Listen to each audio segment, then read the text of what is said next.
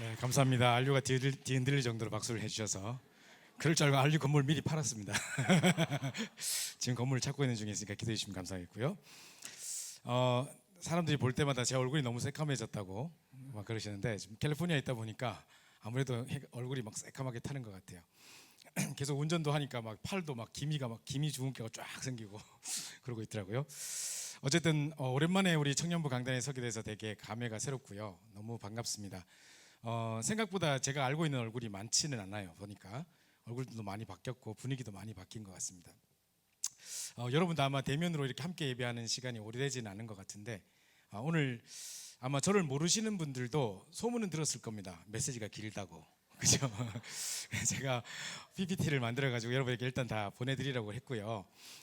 편안하게 들으십시오. PPT를 보시면서 그러면 되겠고요. 이거 왜냐면 70 현장 살려야 되니까 어떻게 70 현장을 열어야 될 것인가를 이야기하려고 하니까 이게 짧게 할 수가 없어요. 그래서 좀 길게 될 것 같습니다. 처음부터 이야기를 드립니다. 자, 그래서 오늘 시작을 하도록 하겠는데요. 역시 PPT를 보시면서 설명을 드리겠습니다. 자, 우리 237 나라와 5천 종족 복음을 위한 참된 시작이라는 제목으로 제목을 잡았습니다. 이번에 우리 주제가 되는 70 제자, 70 지역, 70 종족, 70 나라. 우리 찬양도 많이 했고요. 또 메시지 때도 계속해서 뭐 남는 자, 남을 자, 남길 자 뭐 이렇게 헷갈려가면서 여러 가지 계속 이렇게 메시지를 들었는데 막상 실천하고 적용하려고 하니까 그럼 어떻게? 나는 어떻게 70 제자 응답을 내 현장에서 받지? 목사님들이나 뭐 전도사님들이나 중요한 사역자들은 뭐 충분히 그렇다 하더라도 나는 어떻게 하지? 아마 이런 생각들이 많이 있으리라고 생각됩니다. 그래서 그 부분을 조금 설명도 드리고 이야기 나누려고 합니다.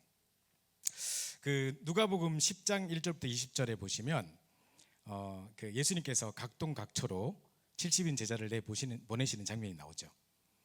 12제자가 있었습니다. 12사도가 있었습니다. 그죠? 그럼 12사도는 지금으로 말하면 우리 교육자님 같은 분들이라면 그럼 나머지 70인들은 평신도이면서도 그 현장을 살릴 수 있는 지역 사령관 같은 중요한 중직자 같은 또 여러분 같은 청년 제자 같은 분들이겠죠. 자, 이걸 해야 된다고 이야기를 하셨고 목사님께서 계속해서 나도 처음에 이거 하면서 정말 대폭발이 일어났다 이런 말씀을 계속 하셨거든요. 근데 막상 어떻게 구체적으로 우리는 그럼 응답받아야 될지 또 모르겠다는 거죠. 근데 어제 여러분이 아마 선교 대회를 여러분 나름대로도 참석을 하시고 또 이제 영상으로나 각 곳에서 아마 이렇게 영상으로 뭐 이렇게 있는 현장에서도 들으셨을 거라고 생각합니다. 선교 대회 영상을 보시면 합숙 영상은 여러분 못 보셨겠습니다만은 대회 영상을 보시면 어제 2강에 보면 2강에 이제 우리 산업선교 시간에 이제 2강을 하셨잖아요. 그때 목사님이 이런 말씀을 딱 하셨습니다. 저는 그 말을 딱 듣는 순간 이제 70 제자 70 현장에 대한 부분이 좀 구체적으로 좀 이해가 된 것 같은데요. 어떤 사람은 식당 하나 운영하기도 힘든데 백종원은 전국의 식당을 움직이고 있다. 그렇죠? 그게 70 제자 시스템입니다.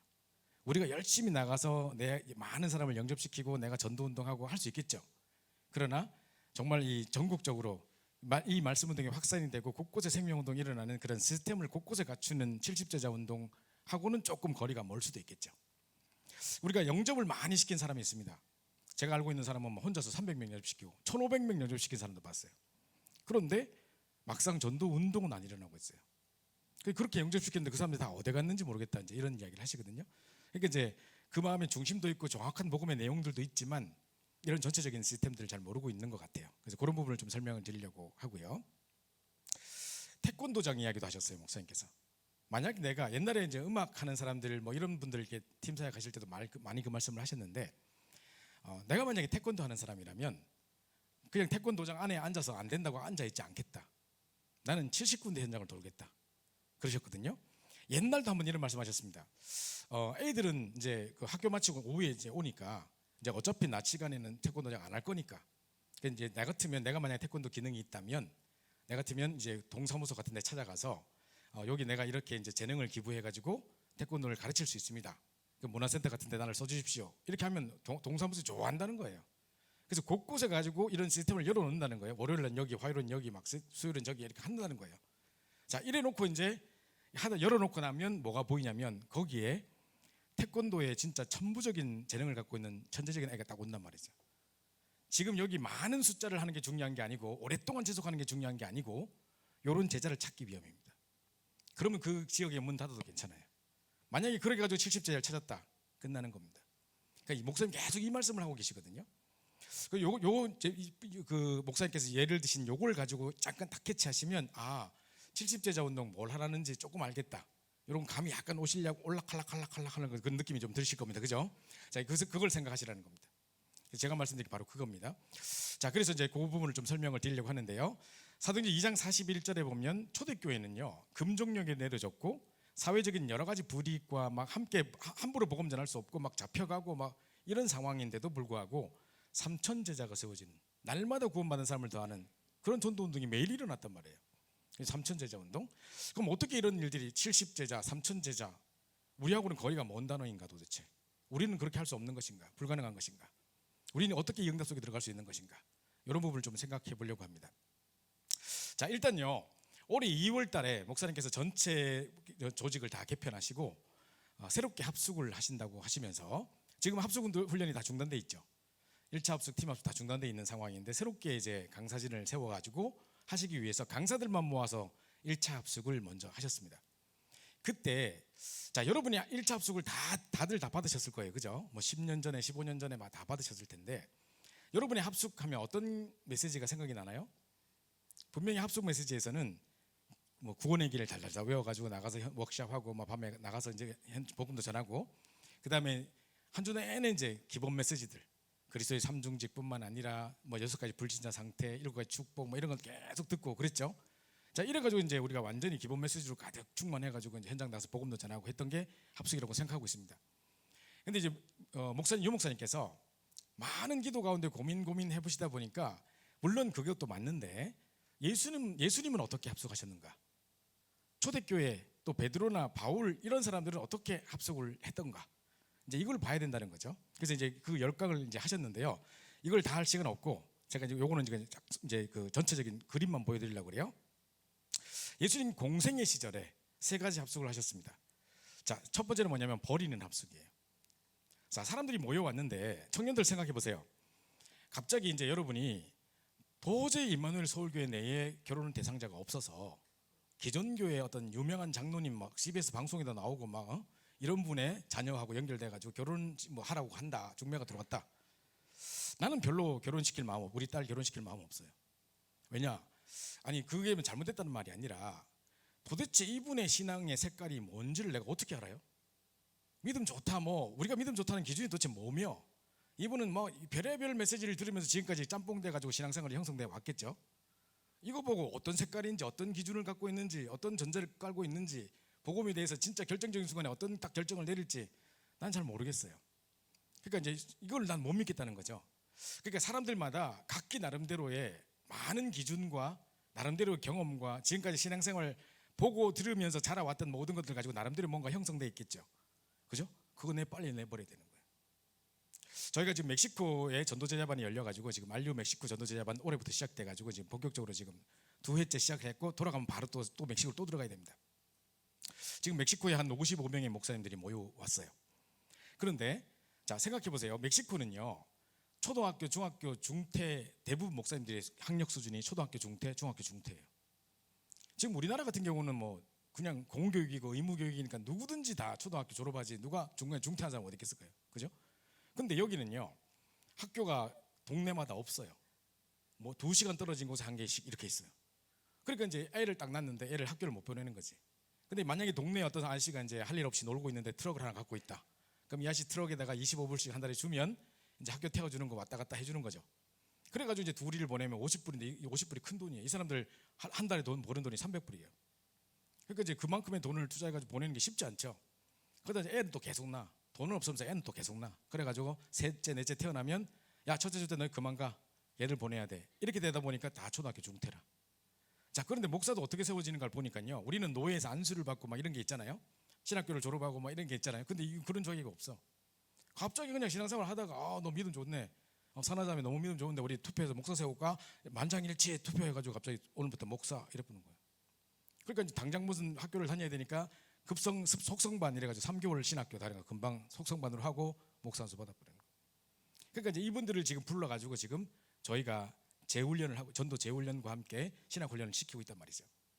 그런데 이분들이 이제 신학적인 배경이 없다 보니까 성도들이 이끌어가야 되는데 자기들은 배운 것도 없고 신학적인 것을 잘 모르니까 뭐로 이끌어가야 되느냐, 카리스마로 이끌어가야 되는 거예요. 그러니까 전부 다 신비예요. 그래서 막 블라블라 눈 찌르고 넘어뜨리고 막 이래가지고 이상한 능력 나타나고 막 이런 거 있잖아요. 그러다 보니까 이제 이 사람들이 모여왔는데, 자, 먼저 지금 가지고 있는 기준들을 다 버려야 되는 거예요. 이게 이제 너무 힘든 거죠. 그러니까 요거 이제 예수님 제일 먼저 모여서 버리는 합숙부터 했습니다. 자, 여러분이요, 한번 이렇게 여러 가지를 이제 생각해 보셔야 되는데요. 제가 이번에 한국에 오자마자 우리 그 군위에 제가 항상 거기 이제 합숙, 거기서 맨날 격리도 하고 해가지고 군위에 자주 이제 간단 말이죠. 이번에도 우리 조은수 목사님과 24명의 팀이 미국의 멕시코까지 전도 제자반을 왔어요. 보통 강사님 오면 한두 명 따라오는데 24명 따라왔어. 내가 그분들 밥 차려주고 한다고 죽는 줄 알았는데 그래가지고 하여튼 그랬는데, 이제 이분들께 하고 이제 같이 이제 한국에 같이 선교대차 같이 나왔어요. 그래서 거기 이제 묵었는데, 조은수 목사님 요즘에 완전 막 그 골프를 너무너무 잘 치시더라고요. 그래가지고 막 골프 싱글 치시고 이러면서 내보고 나가자 하면서 머리 올려줄게. 나는 지금 칠지도 모르는데 무슨 머리를 올려, 내가 배운 적도 없는데. 그래가지고 이제 그 전날 막 가가지고 막 연습 같은 거 누구한테 잠깐 배워가지고 그 다음날 아침에 나갔다니까요. 나갔는데 나는 옷도 없고 아무것도 없잖아요. 가니까 누구 빌려가지고 이거 맞지도 않는 거, 색깔도 안 맞는 거 입고 나갔더니, 와, 한국은 대단하대요. 사람들 전부 다 프로야. 옷 입은 거 보니까 완전 남자고 여자고 뭐 옷 입은 거 보니까 장난 아니더라고요. 전부 다 프로야, 프로 완전. 내만 이상해. 그래가지고 내가 부끄러워 죽지 않거든요. 그래, 내가 다 끝나고 당장 옷이라도 하나 사야겠다. 사람들이요, 이 겉모습이라든가 이런 거에 엄청 속습니다. 비행기를 타고 오다 보면 가끔 이제 비즈니스로 승격이 될 때가 있어요. 제가 이제 비행기를 많이 타가지고 뭐 랜덤으로 갑자기 올려줄 때가 있어요. 그러면 이제 가고 같이 딱 있어 보면, 내 신분이 상승된 것 같다니까. 이 사람들이 뭐 갖다 주고 이런 거 보면요. 한번 제가 라면을 먹고 싶어가지고 컵라면 좀 먹을 수 있을까요? 했더니 컵라면을 주는 게 아니고 북엇국에다 라면을 끓여서 갖고 오더라고요. 그냥 생라면을 끓여서 갖고 오더라고요. 그래서 역시 뭐 다르긴 다르구나 뭐. 그런데요, 이렇게 있으면 사람들이 착각하기 쉽겠다. 단지 딱 내려서 생각해 보면, 집에 와서 딱 생각해 보니까 누워서 자냐 앉아서 자냐 이 차이밖에 없는데 돈도 뒤따 받는다 생각도 들면서, 그거 하나 때문에 사람이 이렇게 막 신분이 상승되는 듯한 느낌이에요.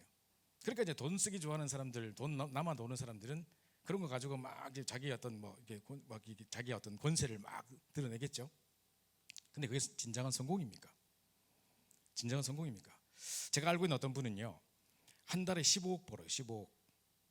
어떤 이 큰 성형외과도 그냥 이분이 혼자 사는 게 아니라, 왜 버스 같은 데 보면 왜 의사들 쫙 있고 막 이래가지고 그죠?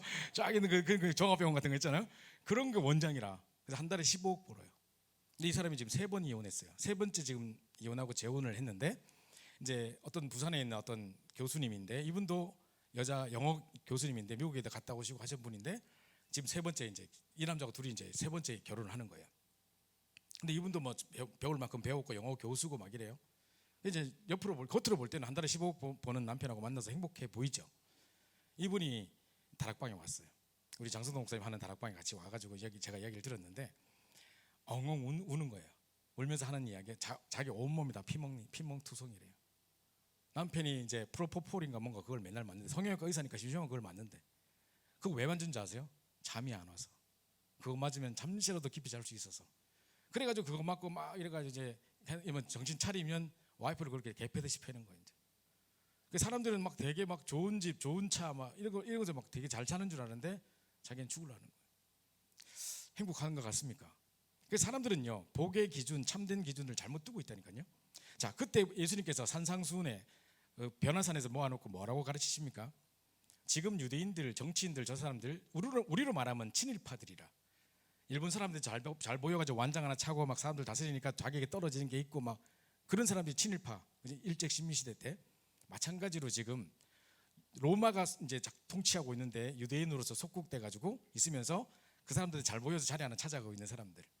그 사람들이 도리어 바리새인들, 뭐 서기관들 잘나 보이지만 사실은 아무것도 아니라는 거예요. 근데 성공한 것처럼 막 이러고 있단 말이죠. 그래서 예수님께서 복의 개념을 바꿔주십니다. 그죠? 의에 줄이고 목마른 자가 복이 있고, 심령이 가난한 자가 복이 있고, 심령이건 나발이건 하여튼 가난한 건 싫잖아 보통 사람들은. 그죠? 근데 심령이 가난한 자는 복이고, 또 우리가 왜 애통하는 자는 복이 있고, 옛날에 우리가 왜 프로그램 중에 왜 이런 거 있었죠. 개그 프로 저기 중에 웃으면 복이 와요 있었거든요. 근데 여기 예수님 완전 반대말.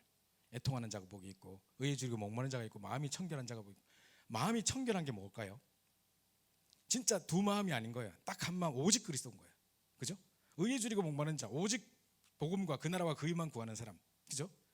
심령이 가난한 자 딴 거 아니에요. 딴 거 아무것도 필요 없고 오직 그리스도 한 번만 붙잡으면 끝입니다. 이러고 결론 난 사람이에요. 그러니까 이게 진짜 축복이지.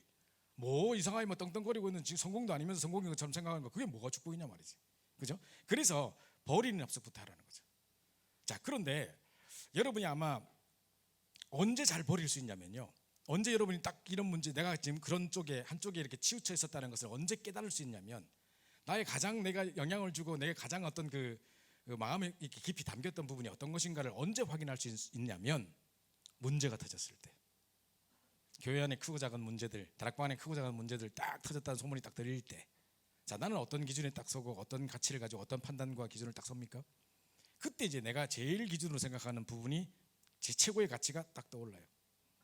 그것마저도 내려놓을 수 있으면 다 진짜로 이제 갈라디아 2장 20절 속에 들어갈 수 있는 거거든요. 그래서 버리는 합숙 이거부터 하신 거예요.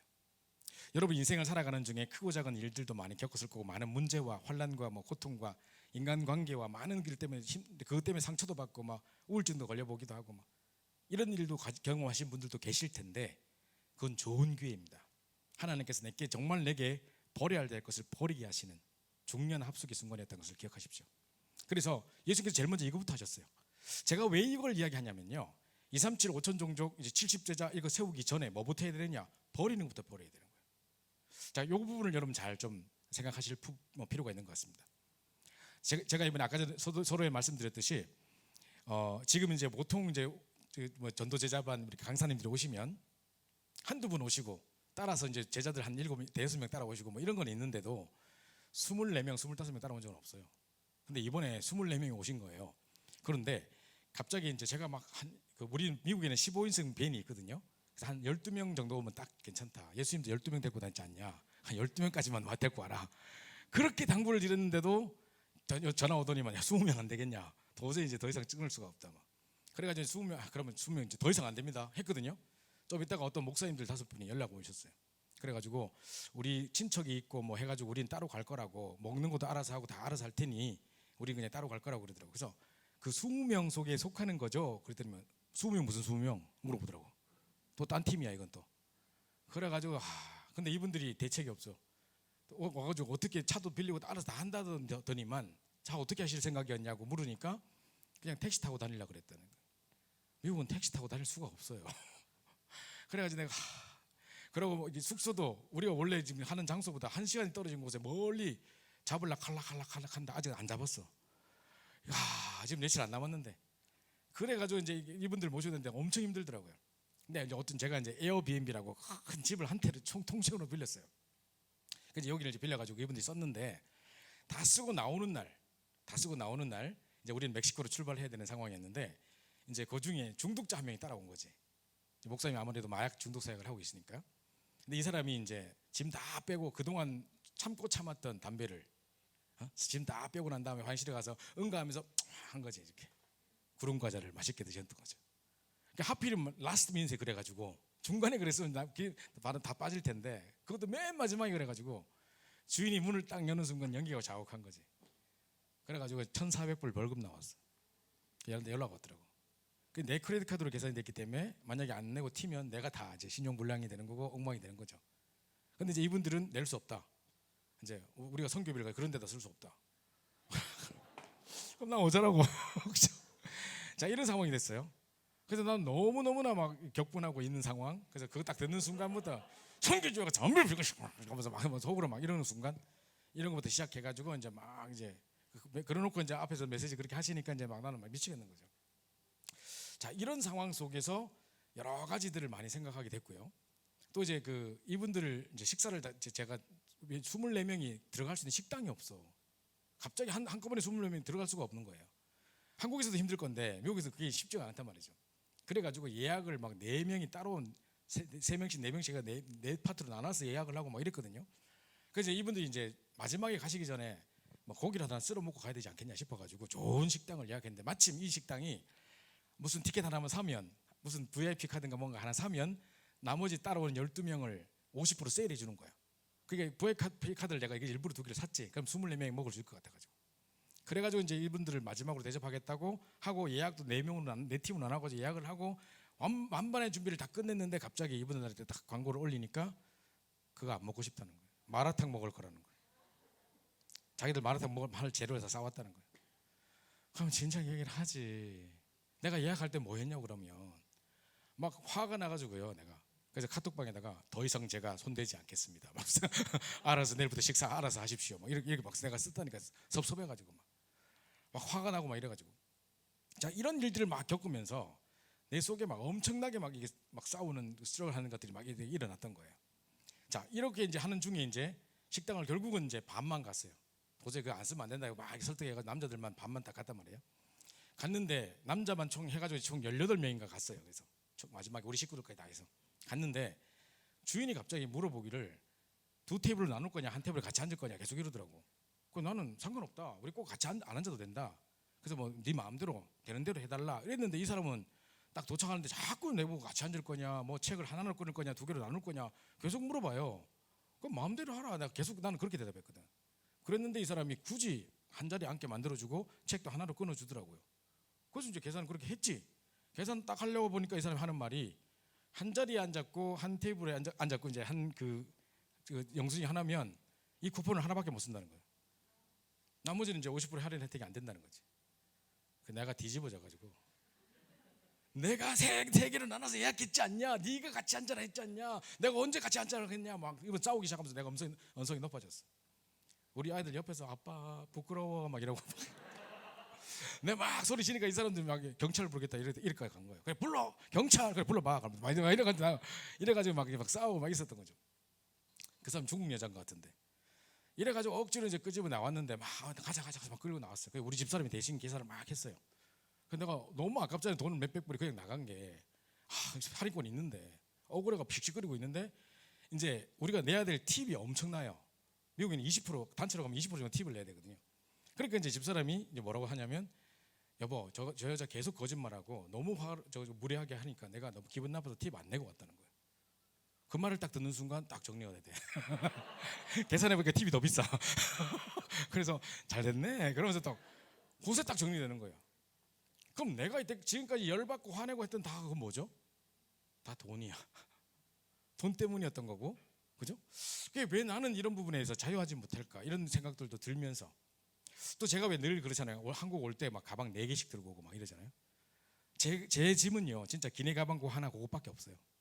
나머지 3집은 전부 다 누구 뭐 갖다 주고 누구 집에 애 집 갖다 주고 이번에는 꿀 2통 갖고 왔는데 꿀 하나 5.4kg짜리 우리 학자님이 그걸 선물로 주셔가지고 한국에 꿀이 귀하다 하길래 미쳤지. 그냥 내가 여기서 사면 될 낀데 그죠?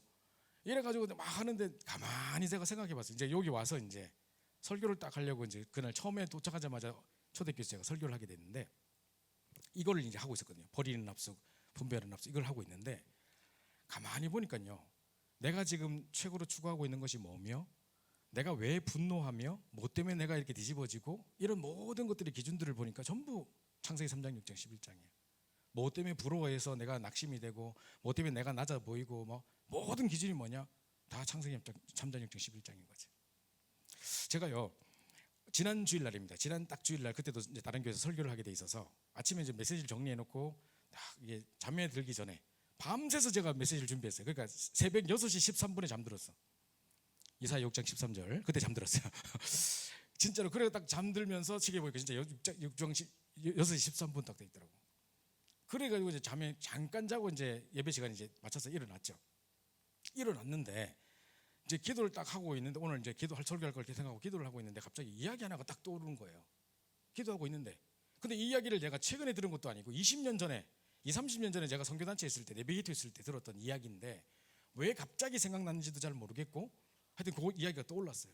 근데 이제 그게 지금 제가 말씀드리는 이 버리는 압숙 이 부분에 있어서 상당히 내 마음을 쳤던 거예요.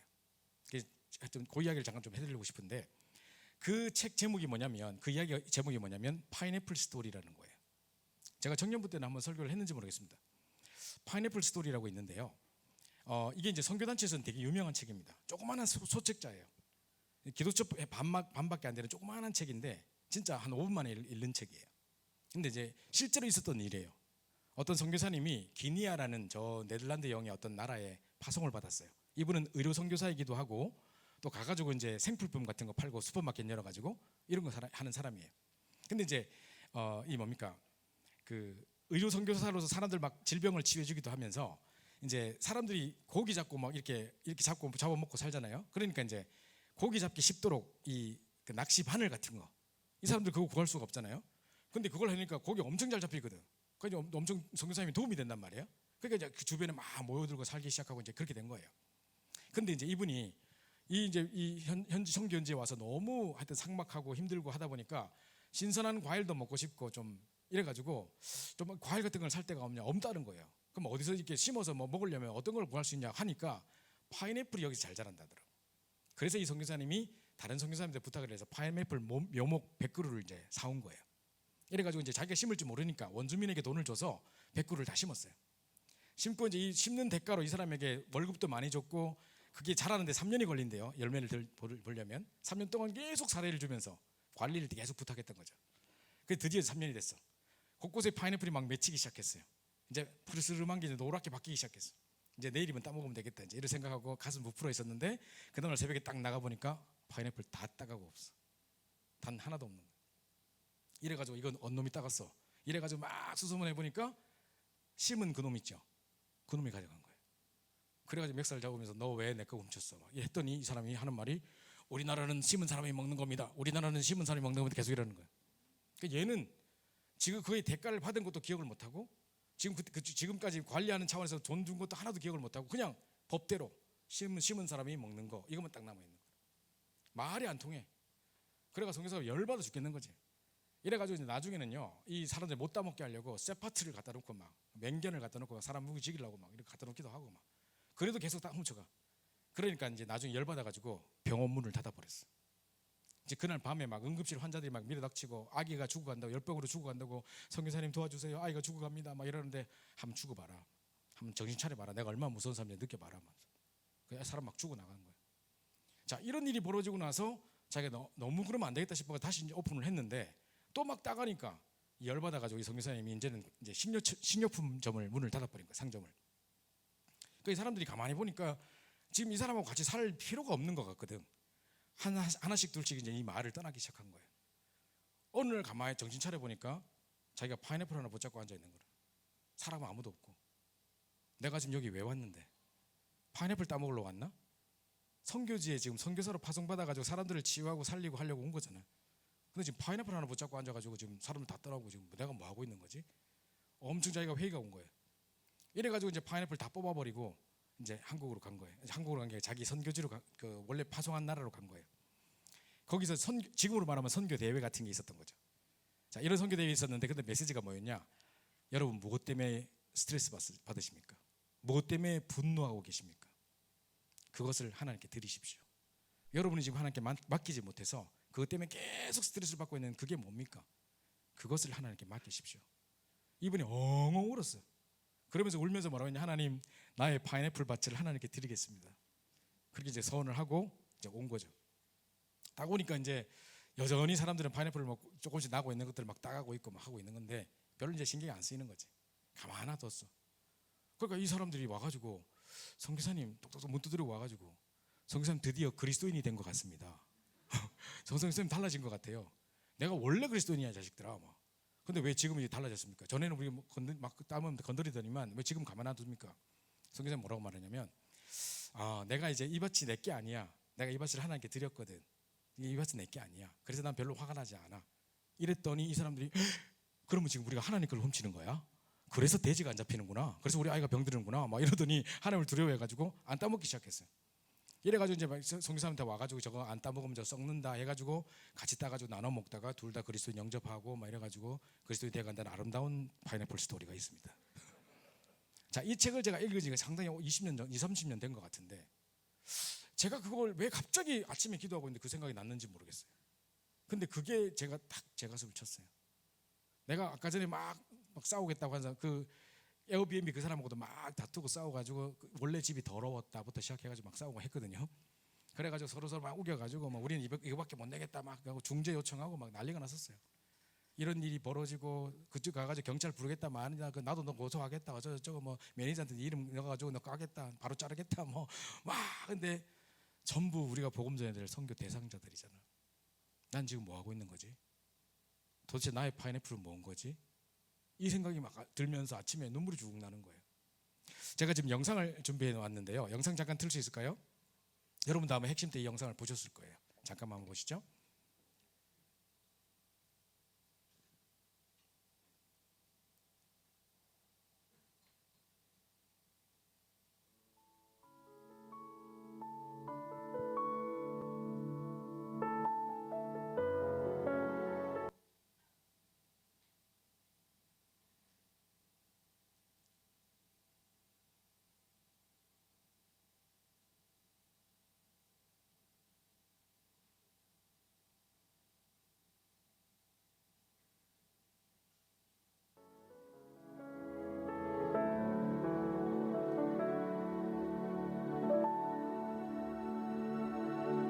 이사야 22장 23절에 하나님의 말씀이 못이 박히면 이스라엘의 모든 영광이 그 위에 걸리리라. 하나님의 말씀이 내 가슴이 못으로 탁 박혀야 돼. 목사가 전도에 생을 걸지 않을 바에야 뭐 때문에 목사합니까? 선교사가 전도에 생을 걸지 않을 바에야 뭐 때문에 선교사 하나 이 말이에요.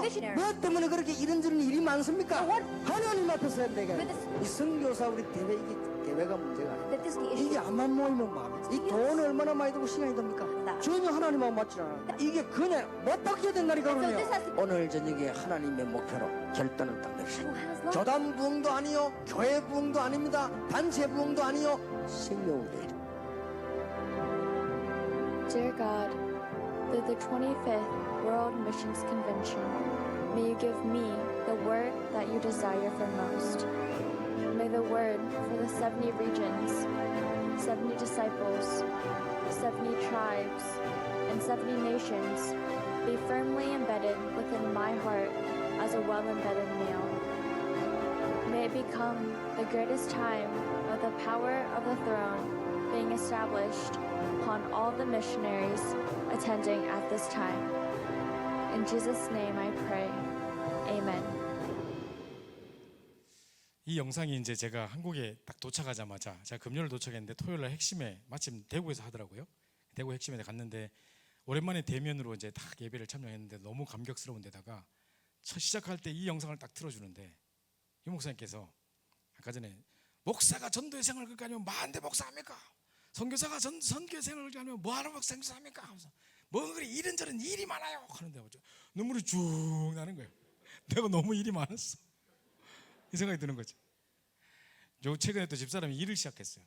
코로나 시즌에 이제 갑자기 일을 시작하게 돼가지고 이제 동부하고 같이 시간을 시차 3시간이 나니까 이제 동부 쪽에 맞춰서 일을 시작하다 보니까 새벽 4시에 일어나가지고 6시부터 일을 시작해야 돼요. 그럼 애들 밥 먹어가지고 이제 도시락 싸가지고 학교 보내고 차 태워가지고 누가 해야 될까요? 제가 평생 가족들과 떨어져 서 있다가 이제 처음으로 가족과 만났어요. 평생 아이들이 자랄 동안 지금까지 티네이저가 될 동안에 함께 있지 않았어요. 우리 아이 둘째가 태어날 때는 난 그 자리에 없었어요. 우리가 집 수없이 이사할 때 한 번도 이사 자리에 나는 있지 않았어요. 너무 미안했고 힘들어. 제가 정말 그 가족이 그렇게 미안했었는데 오랜만에 가족과 함께 하니까 뭔가를 좀 해야 될 것 같은데 코로나가 이제 기회가 된 거죠. 근데 갑자기 일을 시작하고 되니까 이제 내가 뭐 갑자기 애들한테 막 아침을 챙겨주고 도시락을 싸주고 이러다 보니 잠자기 전에 내일 아침 도시락은 뭘 싸야 되나 막 고민을 하게 되는 이런 생각이 되다 보니까 내 속에 헤븐리 탤런트가 있더라고요. 하다 보니까 그래서 음식을 엄청 잘 만들기 시작해가지고 아빠 진짜 이거 뭐 아빠 한식 부분에 국계통은 아빠가 최고예요. 막 우리 아이들이 막 인정을 하는데 한식 부분 국계통은 1등이래요. 어쨌든 그래가지고 막 이러다 보니 이번에도 선교팀 왔는데 25명분 내가 김치찌개 끓여주고 미역국 끓여주고 막 이런 이거 하고 있는데 나의 모습을 딱 보다가 뭔가 이런저런 일이 많아요. 하는데 갑자기 눈물이 쭉 나더라고요. 내가 지금 뭐 하고 있는 거지? 그 생각이 들더라고요. 그래서 제가 여러 가지를 지금 생각하는 중에 이번에 와서 이제 선교 대회 이전에 내가 더 많은 은혜를 받고 시작을 하게 된 것 같아요. 그 오기 바로 직전까지 바빴던 여러 가지 일정 속에서 진짜 단 1초도 쉬지 못하고 막 이리저리 바쁘게 뛰어다니면서 막 뭔가 일들 처리하고 급하게 한국도 짐도 제대로 못 사고 한국에 막 달려왔거든요. 그래서 또 도착하자마자 뭔가 이런 일들이 자꾸 생각이 나고 여러 가지 내 자신을 돌아보게 되고 이런 메시지들이 들려지고 하면서 그냥 많은 생각이 제게 왔던 것 같아요. 다시 백피도 돌아가서 그러면서 제가 이제 그동안 내가 버리지 못했던 건 나의 기준은 뭐며 정말 내가 갖고 있던 참된 가치는 뭐였으며 나는 무엇을 위해 올인하고 있었으며 뭐 이런 여러 가지를 보게 된 거죠. 제가 여기 함양에 이번에 가서 강의를 하게 됐는데요. 함양에 가서 이제 가는 중에 군위에서 함양까지 어떤 전도사님이 태워주게 돼 있었어요. 근데 A라는 전도사님이 원래 태워주게 돼 있었는데 갑자기 그분이 딴 데로 가는 바람에 B라는 생각지도 못했던 나 알지도 못하는 B라는 전도사님이 나를 태워주게 된 거예요. 근데 이분하고 이제 대화를 하게 된 거예요. 가는 길까지. 근데 이분이 어릴 때부터 미션홈에서 자랐더라고요. 경남의 어떤 미션홈에서 자라면서 완전 복음 멜리트였더라고요. 그래서 막 학교에서도 서울대 이제 갈 만한 실력이 되기 때문에 선생님들도 막 기대하고 했던 친구예요. 근데 자기가 이제 서울대 안 쓰고 RTS를 쓴 거예요. 그러니까 학교 선생님들이 깜짝 놀라는 거지. 왜 문교부 인가도 없는 이상한 학교를 가냐? 니는 서울대 가야 되는 사람인데 왜 그거 가냐? 이상한 데 쓰지 말고 서울대 빨리 가라. 우리 학교 성적 높여야 된다. 막 이렇게 하는 사람이었어요. 근데 자기는 이제 생을 걸고 딱 정말 전도 선교에 생을 건 전도자가 되겠다고 RTS를 바로 간 거예요. 자, 이때까지만 해도 자기는 인생에 이제 미래에 대한 계획들이 쫙 있었고 몇 살까지 뭐를 공부하고 무슨 언어를 준비했다가 나중에 어디를 가고 막 다 계획이 돼 있었던 거예요. 미국 유학 가고 어쩌고저쩌고 다 계획이 돼 있었던 친구예요. 자, 그러다가 이제 다락방에 이제 막 본격적인 전도사가 돼서 부산의 어느 교회에서 전도사를 사역을 하면서 정말 생을 걸고 뛰어가지고 막 일주일에 30개, 40개씩 다락방을 떴대요. 코피 흘려가면서 막. 근데 교회에서는 되게 좋아하겠죠. 그러고 이제 막 그 아이들도 되게 막 부흥이 되고 막 성도들도 되게 좋아했겠죠. 자, 이런 가운데서 이제 이분이 이제 결혼을 이제 하게 된 거예요. 어떤 사람을 소개받았는데 그 와이프였던 사람은 이제 사법고시를 준비하고 있던 사람이었어요. 이제 둘이 만나가지고 이 사람은 우리 도곡동에 보면 타워 팰리스 있잖아요. 엄청나게 좋은 아파트 바로 옆에 한 블락 옆에 판자촌이 있어요. 완전 빈부의 격차가 엄청 심하겠죠. 근데 이 사람은 이 판자촌에 살았던 사람이에요. 상처도 많고 돈에 대한 상처와 아픔들이 늘 있었던 사람, 정신적인 어떤 문제까지 가지고 있었던 사람이었는데 이제 그 사람하고 결혼하게 된 거죠. 했는데 이제 몰랐던 정신 문제가 결혼하면서 점점 드러나기 시작했고 결국 이제 사법고시까지 패스를 했어요. 근데 이 사람은 사법고시가 그리스도였던 거지. 그거 되면 자기 인생 끝난 줄 알았는데 계속되는 영적적인 가정적인 문제가 계속 터지고 경제 문제가 터지다 보니까 이제 너무 해가지고 이제 공황장애 오고 우울증이 심각하게 와버렸어요. 그래가지고 이혼해달라 막 해가지고 결국은요 이 친구가 이제 그 사람 이제 사법고시 공부할 동안에 경제적으로 너무 돈이 없어서 전도 생활을 그만두고 전도사를 내려놓고 사업 현장에 뛰어들어 돈 벌어가지고 이 사람을 뒤에서 계속 서포트했던 거예요. 그 사법고시까지 합격하게 만들었는데 자기는 버림을 받게 되고 이혼당하고 집도 뺏기고 다 뺏기고 저기 길거리 내다 앉은 거죠. 이래서 이제 초대교회 즉 전도사로 자기를 받아달라 훈련받고 싶다 하고 들어와 있던 사람이더라고요. 이 사람하고 이런저런 이야기를 하는 중에 내하고 비슷한 점이 되게 많더라고요. 여러 가지 공통되는 부분들이. 자기도 이야기를 들으면서 이제까지 자기가 추구해왔던 자기만의 최고의 가치들 그게 한순간에 무너지면서 진짜 그리스도가 무엇인지 나의 인생의 주인이 누구신지 그거를 회복하는 중요한 시간표였다는 이야기를 하더라고요. 자, 우리가 꼭 그런 큰 문제를 당하지 않아도 우리가 크고 작은 문제 속에서 우리가 어떤 선택과 판단의 기준 속에서 내가 무엇을 판단하고 무엇이 나의 가치가 되어 있고 이런 문제를 보는 시각과 판단과 여러 가지에서 나는 어떻게 선택을 하는가에 따라서 우리가 버려야 될 것이 딱 보이는 겁니다. 그래서 버리는 압수, 그죠? 예수님께서 그걸 먼저 다른 세상에 보이는 가치가 그게 성공의 기준이 아니다. 그게 가치가 아니다. 참된 복이 아니다. 그걸 설명해 준 거예요. 그리고 난 다음에 마태복음 13장에 비유를 쭉 설명하세요. 그 비유는요 육신적인 사람들 창세기 3장 6장 11장에 길들여진 사람은 전혀 이해하지 못하는 비유예요. 그죠? 겨자씨 비유, 누룩 비유 그런 거 그 사람들 이해 못해요. 그런데 겨자씨 요만한 겨자씨 볼펜 점 찍은 것보다 더 작은 그 씨앗이 나물이 되는 게 아니라 나무가 돼서 거기 새가 깃들일 만큼 엄청난 큰 어떤 그게 되는 건데, 그죠? 자, 이런 비밀을 뭘로 알 수 있느냐? 천국의 비밀이요 복음의 능력을 가진 사람만 알 수 있는 비밀이에요. 이건. 그죠? 누룩도 마찬가지. 조그마한 누룩 별로 보이지도 않아. 밀가루 이만큼 있는데 누룩은 요만큼 넣는데 이만큼 부풀게 하는 것은 전부 다 누르게 하는 짓이에요. 그죠? 제가 어릴 때 우리 할머니가 술빵 이런 거 많이 만들었거든. 그래서 맨날 그거 만들면서 이스트 넣는 거 내가 봤거든요. 그래서 할머니가 조금만 넣길래 할머니 왜 이건 조금만 넣어요? 밀가루 이만큼 넣으면서 이 봉지 하나 다 넣으면 어떻게 돼요? 할머니가 이거 그러면 지붕 뚫어 보지 막 이러더라고 할매가. 그죠? 그게 이스트예요. 그죠? 이 어마어마한 눈에 보이지 않지만 어마어마한 현장을 변화시키는 능력, 그게 복음의 능력이거든요. 그러니까 복음의 능력, 천국의 비밀, 하나님 나라의 비밀을 아는 사람만 이해할 수 있는 비유, 이걸 통해 가지고 사람들을 분별하는 거예요. 세상 육신적인 사람과 그렇지 않은 사람을. 그죠? 그 다음에 딱 뭘 하시냐? 주는 너희는 사람들이 낸 자를 누구로 아느냐? 그럼 너는 나를 누구로 아느냐? 해가지고 주는 그리스도시요 살아계신 하나님의 아들이십니다. 딱 하는데 이때 사람들이 나를 누구로 아느냐? 세례 요한, 뭐 에레미야나 선지자 중에 하나다. 이걸 통해 가지고 진짜 사람들이 가지고 있던 자기들의 신앙 색깔이 뭔지, 자기들이 추구해왔던 최고 가치가 뭐였는지, 자기만의 그리스도는 누구였는지, 그죠? 이걸 하나하나 보는 겁니다. 그죠? 이걸 딱 보게 만든 겁니다. 그래서 요 합숙 기간이 바로 예수님께서 하신 거죠. 요런 237 복음화 이전에, 5천 종족 복음화 이전에 우리가 먼저 해야 될 부분이 이겁니다. 사실상 언어가 안 통하기도 하고 문화가 다르기도 하겠지만 만나보면요, 복음 아닌 더덕더덕 붙어있는 것들이 너무 많아요. 이거를 제일 먼저 제거하는 작업부터, 요 작업부터 해서 진짜 제자를 선별하고 진짜 예수가 그리스도 되심을 딱 확인시키는 부분부터 돼야 되는 것이 가장 우선 급선적으로 해야 되는 거라는 겁니다. 그래서 제가 이걸 설명드리는 거고요. 나머지 시간 없으니까 넘어가도록 하고요. 자, 그래서 합숙은요, 함께하는 약속입니다.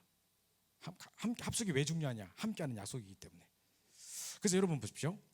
어떤 사람이 막 수고하고 무거운 짐을 지고 막 와가지고 그것 때문에 우울증까지 걸려 있어.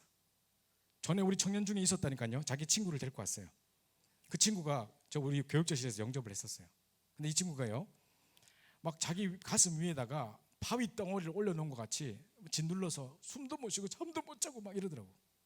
그래가지고 언제부터 그랬니? 너 언제부터 이게 막 짓누르는 그런 증상이 나타났어? 물으니까 남자친구하고 헤어질 때부터. 그때 무슨 생각을 했는데, 그러니까 친구가 하는 말이 그 계속 이런 일이 반복되어 왔을 때 지금까지. 그래서 나는 맨날 헤어지고 만난다고 헤어지고 만나고 헤어지고 계속 반복되다가 꼬부랑 할머니가 될 때까지 아무도 못 만나고 이렇게 홀로 싱글로 있는 거 아니야? 하는 순간 갑자기 노후가 걱정이 되더라네. 결혼도 하는 새파란 청년이.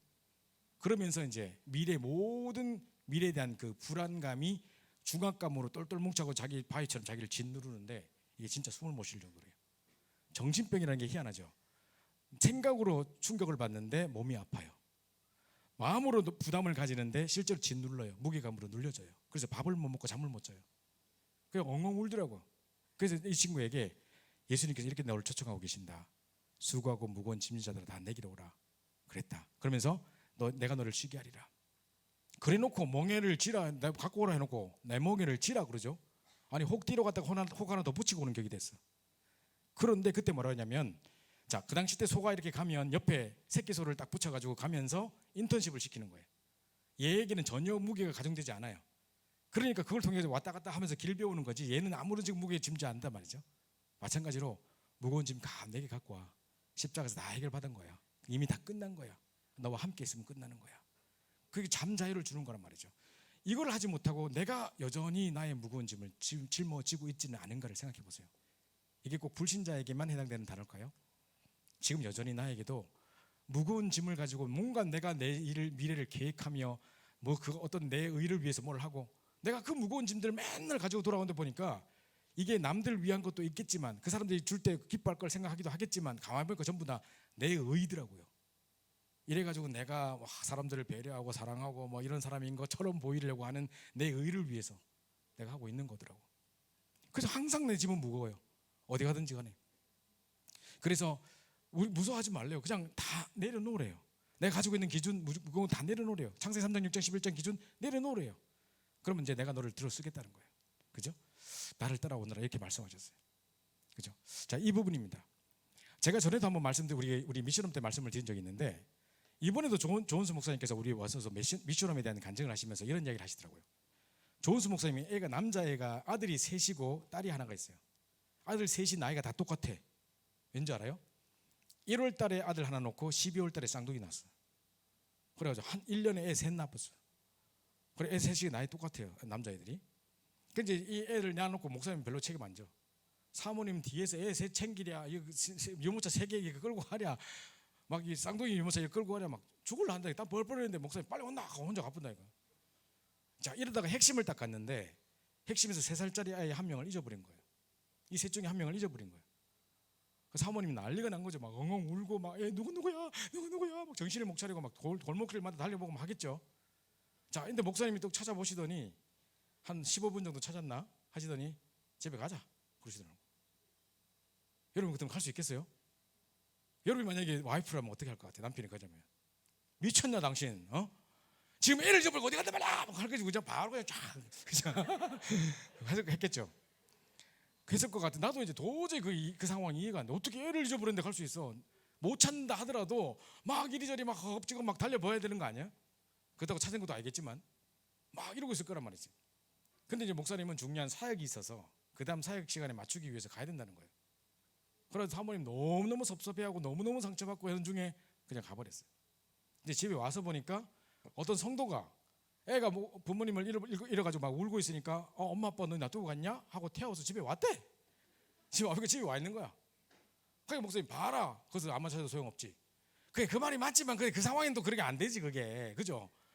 결국 보니까 그렇긴 하지만 하나님이 그래도 찾게 하셨지만 그죠? 그 상황이 어떻게 그냥 가? 사면 계속 그 때문에 상처받아 있는 거지. 안 그렇겠어요? 자, 나도 이제 그걸 도저히 용납이 안 되고 내 평생에도 나는 그런 일 절대 못할 것 같아. 나도. 그런데 나는 그 이야기를 딱 듣는 중에 뭐가 딱 내게 부딪혔게요. 그 이야기를 하면서 그 사람의 인격이 뭐 훌륭하다 안 나보다 뭐 좀 다 모르겠어. 나는 다른 건 다 모르겠고 저분은 하나님을 실제로 믿는구나. 내 인생을 완전 하나님께 맡겼구나. 자기는 전도자고 세계복음을 위해 부름받은 사람이기 때문에 하나님이 나와 내 가정을 책임지실 거라는 걸 확실히 믿고 있고 아이가 없어졌다면 하나님이 또 더 선한 계획으로 찾게 하시겠지라는 것을 믿고 맡기고 저는 자기 사역을 그냥 가는 거예요. 나는 그걸 도저히 지금도 나는 못할 것 같아. 못할 것 같은데 하나 딱 그 사람에게 정말 그분에게 존경스러운 것은 저분은 정말 완전히 맡겼고 나는 맡기지 못하는 것 같구나 이 생각이 드는 거예요. 한국에는 이미 막 코로나 돌아가지고 안 걸린 사람 없이 거의 한 번씩 다 돌았다 하더라고요. 그죠? 여기도 막 코로나 걸린 사람 되게 많던데 저희는 지금까지 안 걸렸었거든요. 그리고 이제 우리 아이들은 일부러 백신을 안 맞췄어. 애들한테 맞추면 안 좋다 그래가지고 그랬는데 이번에 이제 저희가 이렇게 오고 난 다음에 우리 집에서 구역 예배 막 있고 그다음에 지교회 모이면 2개월 막 엄청나게 사람 왔다 갔다 했대. 우리가 오고 난 다음에 한국 오고 난 다음에 갑자기 우리 막내가 코로나 걸려가지고 막 목이 막 찢어지는데 아프다 그러고 열이 막 뭐같이 난다 그러고 그다음날 우리 집사람 또 옮고 막 이런 일 했다고 막 연락 왔더라고. 처음에 와가지고 막 시차 적응도 안 되는데 막 밤새 또 전화하고 계속 안절부절을 내가 잠도 못 자고 계속 그러고 있는 자의 모습을 봤어요. 물론 걱정하는 거 맞아요. 걱정해야 되겠죠. 근데 내가 걱정한들 열이 내려갑니까? 내가 뭐 한들 어떻게 되겠습니까? 그때 저 이야기가 딱 떠오르면서 왜 나는 내 인생을 하나님께 맡기지 못하지? 왜 나는 이런 사건들을 하나님께 완전히 맡기지 못하지? 하나님이 내가 지금 뭐 때문에 한국 나와 있고 세계 선교 대회라는 엄청난 지금 역사적인 시간표 속에 내가 은혜 받고 정말 이 중요한 현장 속에 있다는 것을 아시고 하나님이 인생을 책임지실 건데 나는 왜 이걸 맡기지 못하지? 이런 생각이 드는 거예요. 자, 그래서 이제 이런 이야기들을 제가 들면서 이번에 오면서 이제 이런 여러 가지 생각들이 들었습니다. 자, 그러면 지금까지가 소론이었습니다. 이제부터 시작하도록 하겠습니다. 자, 보십시오. 자, 전도 시스템에 대한 부분인데요. 자, 70제자, 70지역, 70종족, 70나라. 지금 계속해서 노래 부를 때마다 막 헷갈릴 정도로 지금 가사가 헷갈릴 정도로 아까 김영일 목사님이 자 70제자 서로 인사합시오 하게 사람들 못 따라해요. 막 스스하기만 하고 아무도 못 따라해 지금. 자, 그러고 있는데요. 자, 이거의 특징을 보십시오. 70제자의 시스템을 잘 보면 아까 제가 말씀드렸듯이 자, 예루살렘 교회, 바리새 교회와 초대교회의 차이점을 잘 살펴보세요. 지금 우리 다락방이라는 전도 시스템을 갖춘다는 건 어떤 건지 한번 보세요. 자, 이 예루살렘 교회, 바리새 교회는요 주일이나 안식일 딱 하루만 모였어요. 그런데 초대교회는 나머지 평일 6일을 계속 승리했어요. 지교회로 모이고 현장에서 모이고 다락방하고 곳곳에서 모이면서 자기 있는 산업 현장에서 지역에서 모이면서 계속 나머지 평일을 다 승리로 바꿨던 거예요. 그게 차이였어요. 그죠? 이게 다락방이에요. 뿐만 아니라 지금 대형 교회들은요 교회당 중심 딱 주일날 모이는 거 외에는 없어요. 그죠? 나머지 평일날 막 현장에 찾아가서 직장에서 막 다락방하고 이런 거 없어요. 말씀운동하고 영접운동 일어나는 시스템을 만들어 놓고 이런 거 없어요. 그런데 우리는 어떠죠? 3,000명이 영접이다. 3,000군데 현장에서 말씀운동이 쫙 펴지는 거예요. 초대교회 마찬가지겠죠. 자, 그 당시 때는요 사도 지도자 한 사람 딱 중심이었어요. 유명한 한 사람. 지금 우리나라도 막 대형 교회들 있죠. 사랑의 교회라든가 막 큰 교회들, 유명한 옥하는 목사님, 무슨 목사님들 막 유명한 목사님들 계셨던 그분들이 돌아가시고 난 다음에 다 그 교회들이 막 싸우고 문제가 일어나고 막 그래요. 한 사람의 인격을 바라보고 한 사람 지도자를 중심으로 뭉쳐왔던 거예요. 자, 그런데 지금 초대교회는 어떻게 했냐면 평신도 사도 지도자 중심이 아니라 평신도 70인 중심이었단 말이죠. 이게 지금 전도 운동의 시스템이에요. 자, 보통 교회는요 모여서 은혜 받는 교회로 주일날 모여가지고 엄청 몇백 명 모이고 몇만 명 모이고 막 이래요. 이걸로 모이는 교회로 특징입니다. 그죠? 그런데 초대교회는 어떻습니까? 모여서 은혜 받고 흩어져서 복음 전하고, 모이는 교회, 흩어지는 교회. 집에 있든지 성전에 있든지 예수는 그리스도로 가시기와 전도하기를 쉬지 아니하니라 돼 있죠. 자, 이 사람들은 선민의식에 묶여가지고 이스라엘만 쳐다봤어요. 그죠? 자기들 구원이 다인 줄 알았어요. 그런데 초대교회는 어떻게 했죠? 전 세계를, 가난하고 무식했지만 전 세계를 내다봤어요.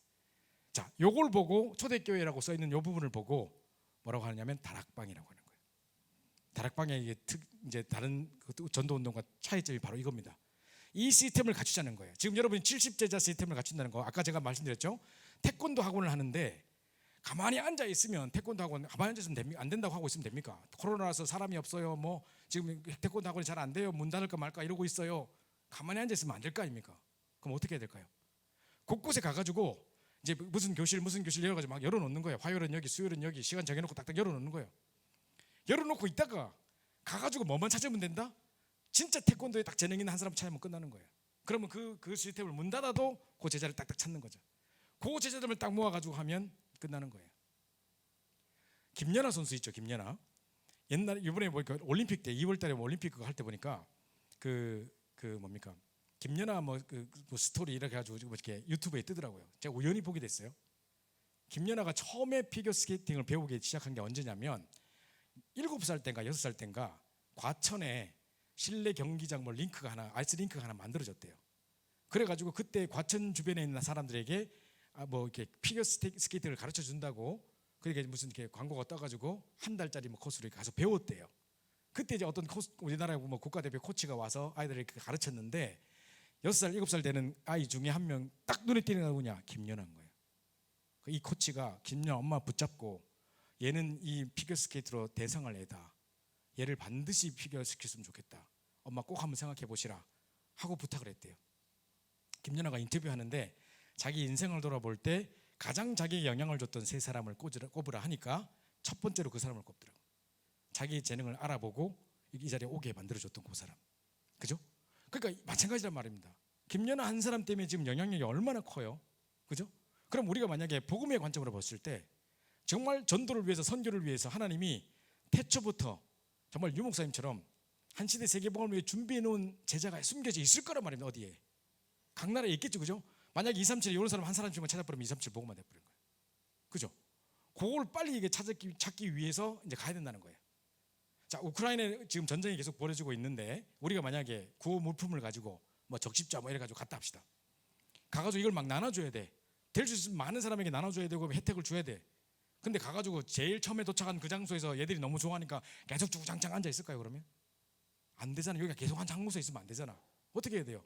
빨리 이걸 나눠줄 수 있는 시스템을 만들어가지고 남 맡겨놓고 난 또 딴 것을 또 가야 돼. 왜냐하면 갈급하게 이걸 똑같이 기다리고 있는 사람이 곳곳에 있기 때문에. 그죠? 여러 가지 가야 될 거 아니에요. 그렇다면 빨리 이걸 누구한테 맡길 수 있는 시스템을 만들어 놓고 빠져야 될 거 아니에요. 자, 요 시스템을 생각해 보십시오. 이게 바로 70제자 시스템이라니까요. 그걸 생각하시면서, 자, 그러면요, 첫 번째로, 자, 먼저 제일 중요한 게 이겁니다. 하나님이 예비하신 그 한 가지를 찾는 건데요. 자, 여러분 70제자를 딱 세우고 70지역 장악하고 막 이렇게 하려고 하면 제일 먼저 올바른 기도 제목을 딱 그 사람을 볼 때마다 찾을 수 있어야 되는데요. 자, 이게 2월 13일 구역 공과 메시지였어요. 2월 13일 구역 공과에 한나와 사무엘이 누린 나의 24시 구역 공과 메시지였거든요. 그때 서론의 목사님이 딱 이렇게 하셨어요. 딱 칠판에 나오시자마자 한 6개를 딱 그리시더니 나, 만남, 후대 이렇게 적으셨어요. 자, 나에 대해서는 무슨 기도 제목을 잡아야 되느냐? 하나님이 나에게만 숨겨놓으신 유일성의 응답, 전무후무한 그걸 잡으라는 거예요. 그리고 만남에서는요, 내가 만약에 손은철 목사님을 만났다? 그럼 손은철 목사님과의 나와의 만남 속에 하나님의 절대 계획이 있겠죠. 그죠? 자, 이 절대 계획, 그걸 찾는 것이 올바른 기도 제목을 찾는 겁니다. 그러면 후대, 우리 만약에 아이가 태어나서 여러분이 이제 결혼해서 아이가 태어나겠죠. 그럼 후대에 놓고 어떤 기도 제목을 잡아야 되느냐? 내가 원하는 거 말고, 내가 아이를 만들어가는 거 말고 하나님이 이 아이에게 숨겨놓으신 천재성이 있겠죠. 그죠? 만약에 손흥민인데 걔를 막 피겨시키려고 나는 피겨하다가 중간에 실패했기 때문에 네가 계속 피겨하면 안 되는 거야. 지금 얘는 축구로 나가려는데. 그죠? 하나님이 얘기 숨겨놓은 딴 게 있는데 내가 억지로 내 그림 가지고 내가 못다한 꿈을 다 이루려고 막 걔한테 밀어붙여서 된 게 아니라 이 말이죠. 그런 실수를 우리가 계속 범하고 있기 때문에 사람을 볼 때 요 세 가지를 딱 볼 수 있어야 된다는 거죠. 자, 우리 지역에요, 저희 안류생 중에 미셸 집사님이라고 있어요. 제가 전에도 한번 설명했던 것 같은데, 미셸이라고 얼굴도 얼마나 예쁘고 막 개날픈 아름다운 아가씨인데요, 이분하고 이야기를 하다가 나 깜짝 놀랐어요. 이분이 이 개날픈 여자가 이런 큰 일을 당했을 리라고 나 상상도 못했는데, 이분이 아이하고 다락방을 하고 난 다음에 분식점에 가가지고 떡볶이를 딱 먹고 있는데, 이거 신문에도 나왔어요. TV에도 나왔었어요. 미국 할매가, 늙은 할매가 차를 운전해 가다가 브레이크를 밟는다고 밟은 게 잘못 밟아서 엑셀을 밟아가지고 그 차가 분식점을 뚫고 들어왔어요. 그래서 미셸 주사님 먹는 그 자리에 하나님이 왜 그렇게 하셨는지 모르겠는데 여기서 딱 멈추게 할 수도 있잖아요. 막 의자 같은 거 쳐박고 여기 딱 멈출 수도 있잖아요. 근데 여기를 탁 쳐버렸어. 밥 열심히 먹고 있는데 갑자기 아이하고 같이, 이 다락방 하는 애는 선생님이 차가 선생님을 치는 거를 직접 봤단 말이에요. 애도 엄청 충격받고 막. 그래서 여기 탁 해가지고 내장 파열부터 시작해서 모든 게 다 무너진 거죠. 이래서 병원에 입원했는데 의사들이 대부분 살 수 없을 거라 그랬고, 만약에 산다 하더라도 하반신 마비가 될 거라 그랬고, 모든 내장 이런 것들 다 드러내야 되기 때문에 오래 살지 못할 거고, 막 전부 다 여기에 관을 호수 같은 거 끼워가지고 억지로 살아야 될 거다라고 다 예언을 했었어요. 근데 지금 완벽하게 치유돼서 지금 전도자로 살고 있거든요. 지금 안류 졸업생이 지금 논문 쓰고 있고, 현장에서 얼마나 전도자로 치유 전도로 이렇게 하면서 또 청소년 전도 마음을 품고 얼마나 사역을 잘하는지 몰라요. 근데 이분이 제가 물어봤거든요.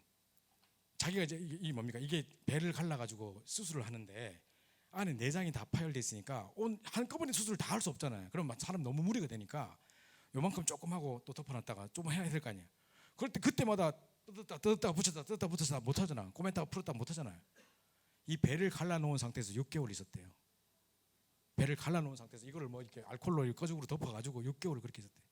온몸에 통증 장난이 아니었대요. 마약을 막 심어야 될 만큼 심각한 통증으로 막 했었대요.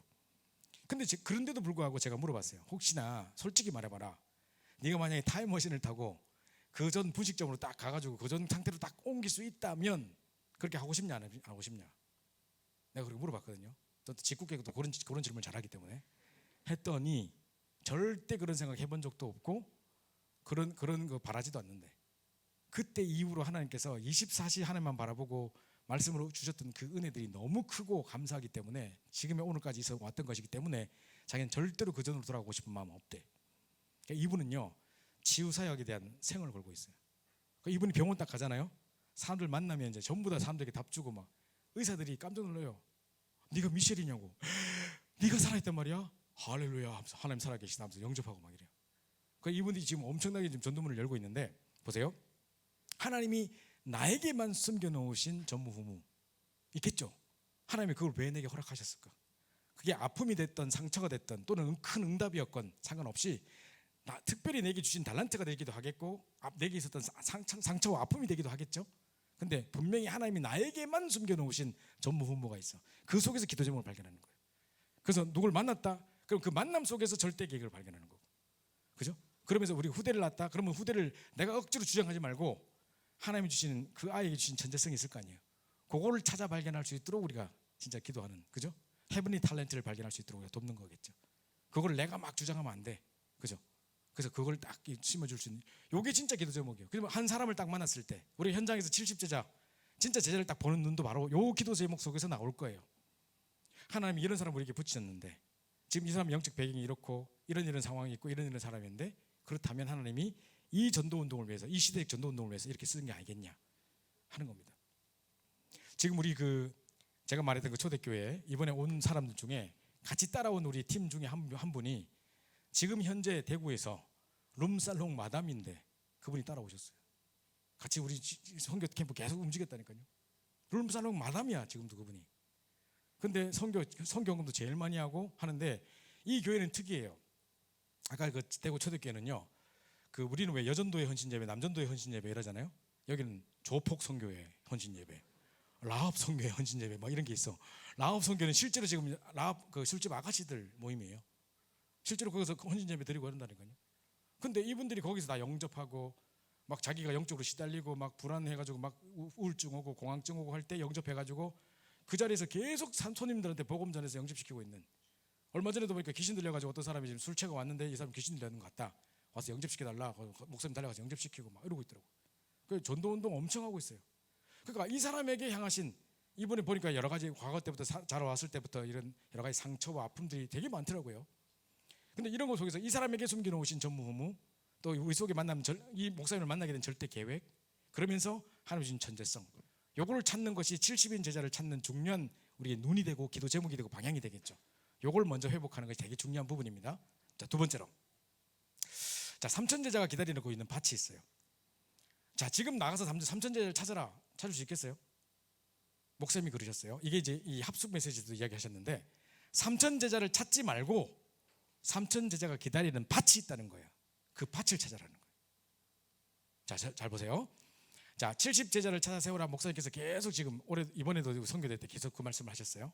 자, 70제자를 세우라고 할 때 내가 언제 70제자를 다 세우지?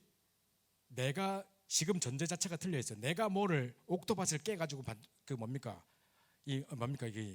내가 돌짝밭을 깨 가지고 옥토밭을 만드는 게 아니에요. 하나님이 태초부터 전도와 선교를 위해 숨겨놓은 제자가 현장에 숨겨져 있어요.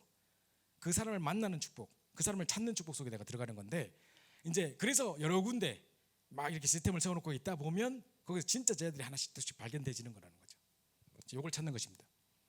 지금 제가요, 요거 마치고 가면 5월달에 멕시코를 가야 되고 6월달에는 저기 노스캐롤라이나에 가서 거기서 카렌족 수련회에 집중을 제가 하러 가야 돼요. 우리 알류의 카렌의 시린 목사님이라고 카렌족 목사님이 알류에 등록을 했어요. 근데 이분이 아직까지 영어가 충분치 않아서 수업의 한 70%밖에 못 알아듣는다고 막 그러시더라고요. 자기 지역에 와서 좀 도와달라 했는데, 이분이 목회를 너무 잘하고 계신 거예요. 알류 아직 졸업생도 아닌데 100명의 성도가 있어. 카렌족만 100명이야. 전부 다 이제 난민들이죠. 어디서 도피해서 왔던 레퓨지들, 난민들이죠. 그러니까 이 사람들 영적 문제도 심각하고 아픔도 상처도 되게 많은 분들이에요. 그런데 여기에 지금 파랗게 자라나고 있는 대학생 3-4명 정도가 영어도 충분히 하고 카렌 말도 할 수 있는 아이들이라, 얘들이 통역해가지고 지금 카렌족의 복음이 계속 증거되고 있어요. 줌으로 계속 메시지를 나누고 있는데 저보고 이제 와서 이제 집중을 해달라는 거죠. 근데 이번에 이제 어떤 장로님이 대신 사역하고 있는데 이분이 그래요. 이번에 오시면 목사님께서 각 가정마다 신방을 좀 가셔야 된다는 거예요. 내가 담임 목사가 아닌데 가서 신방을 좀 가야 되는데, 이유가 뭐냐? 영적 문제 심각한 집들이 많다는 거예요. 엄마가 귀신 들렸고 아이도 장애인이고 집안 대대로 영적 저주가 쫙 있는 집들이 있대요. 그럼 이 집에 가가지고 실제로 영접도 시키고 복음도 전하고 살리고 하는 일을 해야 되는 거예요. 자, 이런 일들 하는데 이제 영어권 아이들이 있으니까 카렌족이면서 영어도 할 수 있는 아이들, 영어권 대학생들이 중심이 딱 돼 있으니까 걔들을 지금 훈련시켜가지고 알류로 부르려고 하는 거예요. 저는 지금 이런 돌면서 그런 지역을 돌면서 해가지고 누구만 찾는다? 그런 제자들만 찾는 거예요. 그래서 이제 알류로 부르고 해서 카렌족 중에 렘넌트들, 그죠? 이렇게 하겠죠. 이제 10월 달에는 제가 또 이제 10월 달에는 탄자니아를 가게 돼 있어요. 탄자니아 알류가 지금 이제 새롭게 오픈이 되려고 하거든요. 이번에 멕시코 전도제자만 열리는 거 보면서 탄자니아에서도 요청이 들어왔고 스페인에서도 요청이 들어왔어요. 지금 이제 멕시코 전도제자반을 하는데 통역자를 누구 데리고 갔냐? 또닌이라고 대구 마가다락방교회 이제 스페인 사람이거든요. 그분을 모시고 갔어요. 갔는데 그러니까 막 통역을 하다 보니까 이 스페인 사람이잖아. 그 스페인 목사님들이 이번에 가서 그 지역에 있었던 응답들을 이야기를 듣다 보니까 그러면 우리도 스페인 말로 다 번역된 거면 우리도 들을 수 있겠다, 이렇게 된 거지. 그 우리도 열어달라 해가지고 지금 스페인 쪽에도 지금 기다리고 있어요. 점점 이렇게 이제 문들이 열려가고 있어요. 드디어 237 알료를 통해서 237 전도제자들이 찾아질 수 있겠죠. 그러면 우린 가서 뭐 해야 될까요? 학교를 많이 오픈해가지고 많은 학생이 등록하고 그 숫자 늘리고, 이게 중요한 게 아니에요. 뭐를 봐야 되겠어요? 그 나라를 살릴 수 있는 70제자 있죠? 이런 사람을 찾는 거예요. 제가 전에 왔을 때 리카르도 목사님이라고 멕시코에 있는 목사님 이야기를 제가 해드린 것 같아요. 그분도 이제 이번에 우리 알류를 지금 계속해서 이분 중심으로 해서 지금 알류가 형성이 되고 있거든요. 그러니까 이런 중요한 제자들이 딱딱 찾아지기 시작하니까 이제 한 지역이 살고 한 나라가 사는 일들이 일어나게 되는 거죠. 그러니까 일을 계속 할 수 있는 겁니다. 그래서 저는 알류라는 아주 특수 상황 속에 있기 때문에 이렇게 문을 열 수 있고, 중요한 컨텐츠만 딱 있으면 이제 그런 시스템을 가지고 들어가서 사람을 찾을 수 있는, 학교를 열면서 사람을 찾고 신학생 중에 중요한 제자를 찾고 할 수 있는 시스템이 있어요. 그렇다면 여러분은 어떻게 해야 될까요? 생각해 보는 겁니다. 자, 그래서 일단은요 70지역을 장악하기 위해서 70지역 그림부터 그려보래요. 안 되고 있는데 주구장창 내가 몇 년이고 지속하겠다 하고 있지 말고, 물론 한 지역에 지속하는 것도 중요합니다. 근데 지금 여러분이 아까 제가 말씀드린 대로 우크라이나에 지금 구호 물자를 가지고 우크라이나 내가 지금 사람들 나눠주려고 지금 들어왔다고 생각해 보세요. 한 지역에 가만 앉아 있으면 되겠어, 안 되겠어요? 나는 지금 일주일에 한 번씩 지교회 모임을 통해서 계속 애들에게 메시지 주고 이런 사역을 감당하고 있습니다 하고 목에 힘주고 있을 때가 아니야. 빨리 지금 시급하게 이 복음을 필요로 하고 영적 문제로 갈급해 있는 현장들에 가서 이 복음을 전해줘야 되겠죠, 그죠? 그래서 이걸 생각하면서 그러면 가장 시급한 현장들, 내 친구들 가운데, 내가 알고 있는 사람들 가운데, 또 이제 우리 주변의 지역에 그런 현장이 어딘가를 빨리 파악해야 되겠죠. 이러면서 그림만 일단 그려보세요. 가서 보면 진짜 그 속에 기다리고 있는 하나님이 예비하신 그 한 가지, 제목 위에 있죠. 하나님이 예비하신 그 한 가지, 그 한 사람이 딱 있을 거라니까요. 그럼 그 만났을 때 이 사람에게 하나님이 정말로 전도를 위해 숨겨놓으신 하나님의 헤블리 탤런트라고 말하는 그 천재성을 찾는 거죠. 그런 제자를 찾는 거죠. 자, 그러면요, 70종족 70나라인데 70나라가 열릴 때 먼저 70종족부터 건드리게 됩니다. 자, 이디오피아 내시가 찾아와서, 제가 전에도 말씀드렸죠. 이디오피아 내시를요, 내시가 왜 지금 예루살렘에 예배드리고 갔다가 오면서 지금 빌립을 만나게 되죠? 이 상황을 제가 그때 말씀드린 바가 있는데요. 제가 이디오피아에 한번 집중을 하러 갔었어요. 갔는데 그때 이제 이디오피아에 윤환철 교수님이라고 그분이 교환 교수로 계셨었어요. 그래서 이분이 이제 교환 교수 사역을 다 마치시고 미국으로 돌아가시기 전에 한번 이제 이디오피아 전체를 관광을 했대요. 이디오피아 북부 지방에 옥섬이라는 도시가 있어요. 옥섬. 여기 이제 관광 가이드 데리고 이제 가서 이제 하는데, 그 관광 가이드가 이런 이야기를 하더래요. 여기가 어떤 지역이냐면, 이 옥섬이 뭐냐면요, 이디오피아의 지금 그 당시 때 그 최고 그 여왕이 누구였냐면 쉬바 여왕이었대요. 그러면 이 사람이 왜 그 솔로몬이 결혼 정책을 써가지고 3,000명의 후궁들을 두르고, 그러니까 매일 이렇게 사람들 많이 결혼해가지고 이제 나라를 확장시키려고 했던, 온갖 우상을 다 받아들이고 했던 그 시대 때 가장 지혜의 왕이라고 했던 솔로몬. 근데 그때 남방의 최고 지혜의 여왕을 했던 사람이 쉬바 여왕. 발음을 참 잘해야 되는데 쉬바 여왕. 둘이가 결혼했단 말이에요.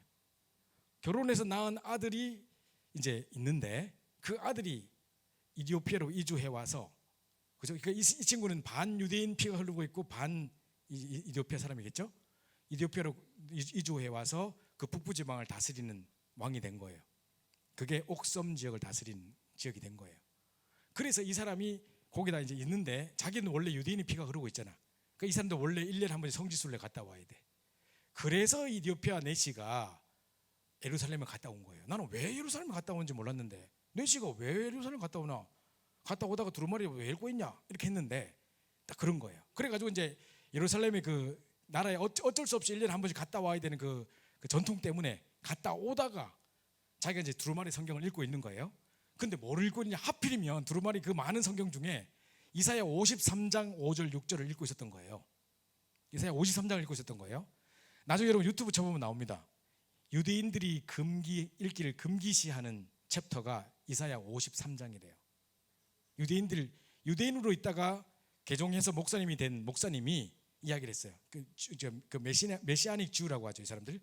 유대인으로 있다가 개종해가지고 오신 그 목사님이 있는데, 이분이 뭐라고 하냐면, 자기가 어릴 때도 랍비한테 계속 물었대. 왜 이사야 읽다가 53장 그냥 넘어갑니까? 왜 이건 안 읽습니까? 읽지 말라고 랍비들이 시끄러워요. 근데 거기 보면, 그가 찔리면 우리의 허물이라며, 그가 상하면 우리의 죄악을 지남이라, 그가 채찍에 맞아 우리가 남을 입고, 그가 징계를 받아 우리가 평화를 누리도다. 우리는 다 양 같아서 각기 제 길로 갔거늘 우리 무리의 죄악을 그에게 담당시키고, 자꾸 그 나온단 말이야. 이 그가 누굽니까? 라고 물으니까 랍비가 알려고 하지 말라 그러더래. 그러면서 그거는 이스라엘 뭐 나라를 대표하는 거고 저쩌고 뭐 이런 이야기를 하더래요. 그게 아니야. 이건 그거라는 정확한 존칭이 있는데, 저 밑에 보면 이스라엘 나라를 지칭하는 나라가 또 등장을 하는데 왜 이걸 자꾸 이스라엘 나라라고 이야기하냐 하면서 따지니까 더 이상 알려고 하지 말라 그러더래. 그게 이제 이사야 53장이에요. 이 이디오피아 내시가 예루살렘에 가서 자기 전통상 가서 이제 성지순례 갔다 와야 되기 때문에 갔다 오다가 이제 이걸 읽고 있었던 거예요.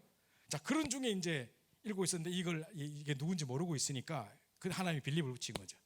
그래서 빌립이 네가 이런 것을 깨닫느뇨? 가르칠 사람이 없는데 어떻게 깨닫겠느뇨? 그럼 내가 깨닫줄까? 바로 이것을 영접하고 세례를 딱 받는 장면이 거기 나오죠. 그게 이제 그 사람이 이제 옥섬 지방에서 가는 거예요. 그죠? 그러니까 이디오피아라는 나라를 만나기 전에 누구를 만나요? 그 지역에서 온 종족, 먼저 만나죠, 그죠? 그래서 70종족을 먼저 만나게 된다. 목사님 이번에 그러셨어요, 그죠? 70나라 이전에 종족을 먼저 만나게 되는 거죠. 그래서 물론 237 나라 인도 안에도 엄청난 종족들이 많겠죠. 언어들이 다르고 막 종족들이 많겠죠, 그죠? 인도네시아 안에도요 3,000개 섬이 있고 막 엄청난 종족들이 많대요. 마찬가지로 그러니까 70종족 먼저 그 나라를 만나기 전에 그 종족부터 만나게 되겠죠, 그죠? 그래서 70종족 70나라 같이 묶어놓은 거예요. 이걸 연결하면 237의 문이 열리는 겁니다. 그래서 여러분들이 지금 멀리 있다고 생각지 말고 어렵다고 생각지 말고 지금 얼마든지 우리 주변에 이를 도울 수 있는 사람들이 많이 있고요. 특별히 우리 한국 안에도 와 있는 다민족 엄청 많이 있습니다, 그죠? 그리고 가 있는 다민족들도 있고. 자, 그래서 내가 한 군데만 있으면 되겠습니까? 지금 사람들이 막 죽어가고 있는데. 그래서 그건 빨리 거기 두고 그 시스템 빨리 열어놓고 난 또 다른 곳으로 똑같이 기다리고 있는 또 다른 시스템을 또 가야 되기 때문에 라고 생각해야 되는 겁니다. 그래서 70제자라는 것을 어렵게 생각하지 마시고, 여전히 그래도 어렵게 느껴지겠지만은 어렵게 생각, 나는 어떻게 하냐, 그거는 목사님들이 하는 거고 전사님들이 하는 거지 내가 무슨 70제자, 난 열심히 돈 벌어가지고 목사님들 서포트만 하면 되지, 식주인 되면 되지, 아니라니까요. 분명히 여러분 주변에도 이렇게 지금 갈급하게 기다리고 있는 제자들이 다른 모습으로 기다리고 있다니까요. 숨겨져 있다니까요. 그걸 찾기 위해서 빨리 시급한 현장에 한 곳에 주구장창 앉아있지 말고 여기도 가보고 저기도 가서 하는 중에 시급한 현장에 지금 갈급하게 기다리고 있는 사람들을 만나서 그 중에 제자만 찾고 문 닫아도 돼요. 그 작업을 하는 거란 말이죠. 태권도장 기억해서 태권도장, 그죠? 백종원 기억하죠, 백종원. 자, 그래서 자, 세 번째로요. 그런 배경이 있습니다. 목사님께서 구체적으로 이제 우리 합숙 때 이야기를 해주셨는데, 자, 제일 먼저 찾아갈 곳이 뭐냐? 병자들이 있는 현장입니다. 지금요, 병자들이 있는 현장이라니까 어디 나병 환자, 뭐 문둥촌을, 그러니까 문둥병자가 많은 어떤 나환자촌을 더 가야 되냐? 이게 아닙니다. 지금 우리 주변에 영적인 문제, 정신적인 문제 투성이에요. 자, 지금 여러분 혹시 그거 보십니까? 오은영 박사가 무슨 뭐 금쪽이가 어쩌고저쩌고 하면서 아이 상담하고 이런 거 혹시 본 적 있습니까? 본 적 있죠? 그거 본 사람 손 들어보세요. 아이들 문제가 상당히 심각하고 아이들 막 그 엄마한테 대꾸하고 막 엄마한테 막 주먹질하고 욕하고 이런 애들 막 상담하고 막 이런 거 나오죠. 그거 막 고치는 프로그램 나오죠. 게다가 강영욱 씨가 막 개통령 이래가지고 막 개 치유하는 프로그램도 막 나오죠. 그죠? 이 사람 완전 개 전문가라 가지고 이 사람만 만나면 개가 변해. 그죠? 아, 이런 거 좀 우리가 좀 아이를 만나면 아이가 바뀌고 막 그래서 엄마들이 다 우리를 찾아올 수밖에 없고 막 이런 전문성이 있게 딱 해야 될 건데, 오은영 씨 딱 찾아가고 그 사람 만나가지고 상담하려고 하면 뭐 한 시간에 100만 원 넘어간대.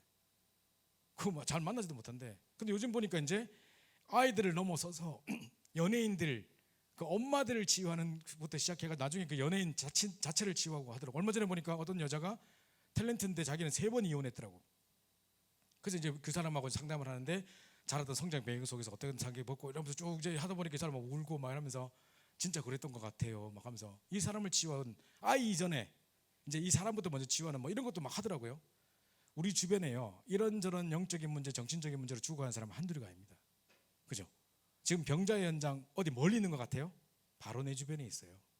지금 갈급하게 지금 이 복음을 기다리는 사람이 바로 내 직장에 있어요. 내 현장에 지금 있어요. 지금 같이 일하다가 갑자기 일을 그만둬요. 왜 그만뒀냐 물으니까 우울증 걸렸대. 지금 심각하게 공황증이 왔대. 이런 거 많아요 지금 주변에. 그죠? 이런 일이 있습니다. 그래서 베드로가 안전뱅이 이렇게 세운 거 아닙니다. 하나님이 세계 복음을 위해서, 그 지역 복음을 위해서 안전뱅이를 이렇게 세우신 것입니다. 자, 그래서 70제자를 파송하는데 제일 먼저 이런 병자들이 있는 현장. 그래서 여러분이 지금 우리 그 영주자매도 저기 있는데 아이들 가르치는 이렇게 교사로 있다 보니까 아이들도 만나고 아이들의 부모도 만나는데 부모의 영적 문제가 고스란히 아이에게 와 있구나도 보일 겁니다. 그죠? 이런 아이를 어떻게 도와줘야 될지 뭐 이런 여러 가지 생각들도 들겠죠. 엄청 산만하고 엄청 막 ADHD 증상을 보이고 이런 애들이 점점 많아져요 지금. 그러면 이런 아이들을 품고 이제 도와주고 하면 애가 치유되고 하면서 엄마들이 막 연결되고 하겠죠.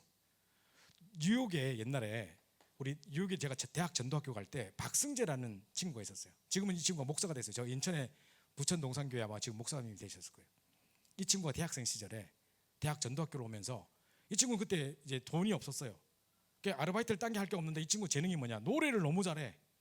그래가지고 이 친구가요 가요교실, 주부 가요교실을 열었어. 그래서 지가 이제 공부하면서 아르바이트로 그 돈을 벌어가지고 이제 학교를 다니기 시작했던 거예요. 근데 이제 노래를 막 가르쳐주고 얘가 노래를 너무 잘하니까 가르치니까 엄마들이 막 되게 막 모이기 시작했어요. 근데 어떤 엄마가 자폐아를 데리고 온 거야. 그러니까 얘가 눈여겨 걔를 본 거죠. 그러면서 걔 엄마 끝나고 나는데 엄마를 따로 만나가지고 조금 몇 마디 이야기해줬어. 엄마가 엄청 울면서 이제 은혜를 받기 시작한 거지. 엄마가 다른 자폐 엄마들 계속 하나씩 둘씩 데리고 오기 시작해가지고 자폐 다락방이 열렸어요. 이래가지고 엄청 문이 열리고 시스템 세워져가지고 하더니 이 친구가 전도사가 되더라고. 그럼 지금 목사님 됐어요. 근데 내가 볼 때 얘는 어릴 때부터 대학생 때부터 뭔가 남다르더라고요. 그럼 과연 우리 주변에 이런 현장이 없느냐? 아니에요. 우리가 조금만 눈 뜨고 찾아보면요, 주변에 이런 병자의 환경이 가득 있어요. 지금 영적 문제, 정신 문제 엄청나게 많아요. 그죠? 자, 사도행전 8장 4절 8절 보니까요, 자, 여기 뭐라고 돼 있냐면 중풍병자, 각색병자, 귀신 들려 벙어리 된 자, 이렇게 돼 있어요. 귀신 들려 벙어리 된 자. 그래서 그리스도를 일심으로 그들을 선포하니 그 성에 큰 기쁨이 있었고 귀신이 떠나간 역사가 일어났어요. 그 말은 영접하는 순간 그 벙어리가 치유되고 귀신 문제로 떠나가는 일들이 일어났던 거죠. 오늘도 제가 오늘 그 권사님을 만났는데, 오늘 본당에서 인사했는데 조은희 권사님이라고 성남에 계신 권사님이 계세요. 이 권사님이 전에 한번 우리 청년 데리고 우리 여기 오신 적이 있었는데요. 이분이 이제 늘 데리고 다니는 남자 청년이 하나 있었어요. 이 친구가 말을 못했어요. 그러니까 우리는 그 친구가 그냥 쉽게 말하면 우리로 말하면 그냥 벙어리인 줄 알았어요. 뮤트인 줄 알았어요. 근데 이 친구가 말을 못하고 있었는데 이 권사님이 딱 이러더라고. 오늘 그러더라고. 우리 집안에 뇌로 인해서 이렇게 온 병들이 많기 때문에, 신경성 뇌 뭐 이런 질환으로 온 병이 많기 때문에 나 이거 아는데 이거 벙어리 아니에요. 얘 지금 영적 문제고 복음 들어가면 얘 치유될 수 있어요. 이러더라고. 그때 내가 너무 믿음 좋으신 거 아니야? 막 속으로 내가 그랬거든. 저렇게 말하다 안 나면 어떡할 건데 막 이런 생각했거든 솔직히. 근데요, 얘가 이제 집에 가려면 이 권사님 차를 타고 가야 돼가지고 얘가 맨날 기다리고 있어. 그래서 제가 권사님이 성가대 연습하고 가야 되기 때문에 기다려 했는데, 어느 날 니도 성가대 와서 앉아 이렇게 한 거예요. 성가대에서 앉았어. 그날 연습하다가 얘 입이 터졌어요. 그 말을 했다니까요. 내한테 지가 간증해서 옛날에는 말 못했던 벙어리였는데, 벙어리인 줄만 알았는데 알고 보니 그게 아니고 영적 문제가 치유되는 순간 입이 터졌어요 라고 말을 나한테 했다니까요. 그게 벙어리 아니었어요. 그 보세요. 분명히 성경 이야기하고 있습니다. 귀신 들려 벙어리 된 자, 각색병자. 근데 그게 영적 문제 근원이 치유되다 보니까 그게 치유돼 버렸어요. 우리 주변에 이런 문제가 엄청 많아요. 영적 문제에 인한 각종 질병으로 닥쳐 있는 사람이 너무 많아요. 그러면서 엘리트 현장. 제가 아까 말했던 뭐 한 달에 15억 번다는 사람들, 그런 사람들 보세요.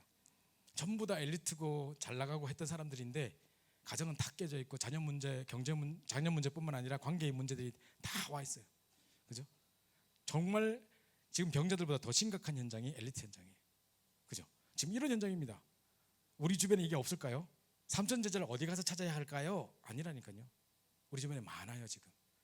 지금 유튜브만 봐도 사람들이 이것 때문에 저것 때문에 지금 다들 힘들어하고 있구나가 보이는 게 상당히 많아요. 그죠? 이런 문제도 있단 말이죠.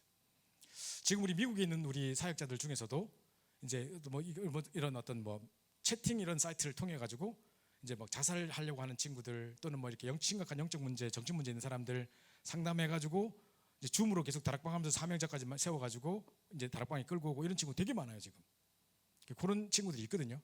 자, 이런 삼천제자의 배경을 잘 보십시오. 자, 그럼 결론입니다. 이것을 위해서 결국은 우리가 뭘 해야 된다가 아니에요. 자, 여러분이 삼천제자 오늘 지금까지 많은 우리 귀하신 목사님들 선교 현장의 이야기들을 쭉 들어오시고 하셨을 텐데요. 이제 우리 세르히오 목사님 또 뿐만 아니라 또 우리 데이빗 목사님, 브랜 목사님 이런 분들 막 여러 가지 간증도 듣고 하셨을 겁니다. 아마 237이 실제로 여러분 와닿았을 텐데요. 자, 이런 모든 중요한 제자들이 전 세계에 흩어져 있습니다. 브랜 목사님은요, 여자친구 따라서 한국에 훈련받으러 왔다가 여자친구는 다락방 안 하는데 지금 계속 남아있거든요. 목사 됐단 말이죠. 그죠? 이야기 들으셨죠? 자, 이런 중요한 제자들이 분명히 237을 위해서 숨겨놓은 제자들이 이렇게 숨겨 있을 거예요. 그럼 내가 이렇게 찾아야 된다 저렇게 찾아야 된다일까요? 아니에요. 그래서 우리는 24 성삼위 하나님과 보좌의 축복을 누리는 오력 속에 들어가는 겁니다. 9가지 보좌의 축복. 우리가 말하는 393이라고 말하는 거. 그죠? 이제 목사님 이제 장로님들도 기도할 때, 오늘도 아침에 보니까 기도할 때 393의 축복을 누리게 하시고 하면 이제 사람들 뭔 말인지 잘 모르잖아요. 그죠? 이 비밀을 누린 겁니다. 성삼위 하나님과 오력의 비밀. 그리고 정말 시공간을 초월하는 보좌의 축복을 날마다 누릴 수 있도록. 그러면서 정말 강단과 우리 현장 책임지는 우리 중직자들뿐만 아니라 우리 후대와 미래를 살릴 수 있는 우리 렘넌트들, 그죠? 이 살릴 비밀을 내게 달라고 이 393의 축복을 놓고 계속해서 기도하는 것입니다. 그래서 진짜로 내가 잘 인도받고 정말 중요한 제자를 내게 하나님 붙이실 수밖에 없는 영적 상태 속에 들어갈 수 있는 비밀이 이겁니다. 그죠? 이게 최고의 답이라고 보시면 돼요. 두 번째로 성령인도 받으면서 잘 시스템 분석해 보면 분명히 있습니다. 여러분 집 주변에 이미 와 있어요. 이미 그런 시스템이 있는 것을 보게 될 것입니다. 그러면서 이제 위드 임마누엘 원네스의 축복을 누리는 겁니다.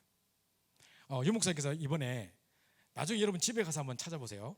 집에 가서 꼭 찾아보시면 좋겠습니다. 1월 17일 기도수첩, 1월 달에 있는 1월 17일 기도수첩을 딱 펼쳐보면 그게 작년도 7월 달 화요 집회 메시지인가 그럴 거예요. 거기에 기도의 기준이라는 메시지가 있어요. 기도의 기준. 거기에 유 목사님 뭐라고 말씀하시는지 아세요? 어디 있어도 상관없는 위드, 어디 있어도 상관없는 위드, 누구를 만나도 관계없는 임마누엘, 그리고 어떤 사건을 만나도 문제 안 된 전혀 상관없는 원네스의 축복을 누리게 해달라고 그렇게 이제 이야기를 하시는 장면이 나와요. 자, 여러분이 만약에 내가 너무너무 세상에서 최고로 사랑하는 사람과 함께 있다면, 그 사람과 함께 있기만 했다면 여기 있든 저기 있든 뭔 상관이라. 그렇죠? 그 정도도 그런데 모든 문제를 해결하시고 정말 인생이 우리 창조되시면 모든 문제 해결되신 그리스도께서 나와 함께 있다면, 내가 감옥에 있으면 감옥 보고만 하면 되고 저기 병원에 입원하면 병원 보고만 하면 되고, 어디 있어도 뭔 상관이야. 어디 있어도 상관없는 위드라는 거예요. 그죠? 그게 우리 기도의 기준이에요. 임마누엘은 뭔지 아세요? 누구를 만나도 상관없는 임마누엘이라. 내가 이 인간을 만나가 내 인생이 망쳤고, 내가 이 마약 중독자 이놈을 만나가지고 내가 마약에 손대면서 내 인생이 폐인이 됐고 어쩌고 내가 이런 부모를 만나가지고 내가 이런 남편을 만나가지고 전부 다 이러고 앉았어요. 그 말은 그런 만남의 영향권 아래에 있는 사람밖에 안 되는 수준이라는 거잖아요. 우리는 그렇지 않아요? 어떤 만남과 있어도 상관이 없을 만큼 도리어 보디발의 아내가 그 어려움을 줬는 것 같지만 도리어 그게 요셉이 총리되게 만들었던 기회가 돼버린 거. 형들이 팔려고 했지만 도리어 그게 축복으로 바뀌어버린 거. 그죠? 도리어 악을 선으로 갚아버리는. 그죠? 자, 이런 누구를 만나도 상관없는 임마누엘 비밀이 있으면 모든 관계와 만남을 넘어서 버립니다. 그게 우리 기도의 기준이에요.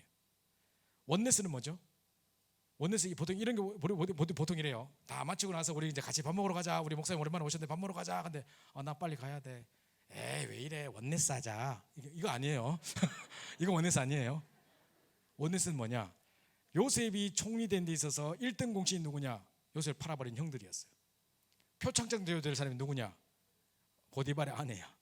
그죠? 그리고 가장 시간표 잘 맞췄다고 인기상 줘야 될 사람 누구냐? 술 맡은 관원장. 빼주겠다는 거 싹 입다고 뿌린 사람. 그죠? 근데 그게 하나님의 시간표였던 거죠. 그래 까맣게 입고 있다가 갑자기 요셉이 30세 되던 날에, 그죠?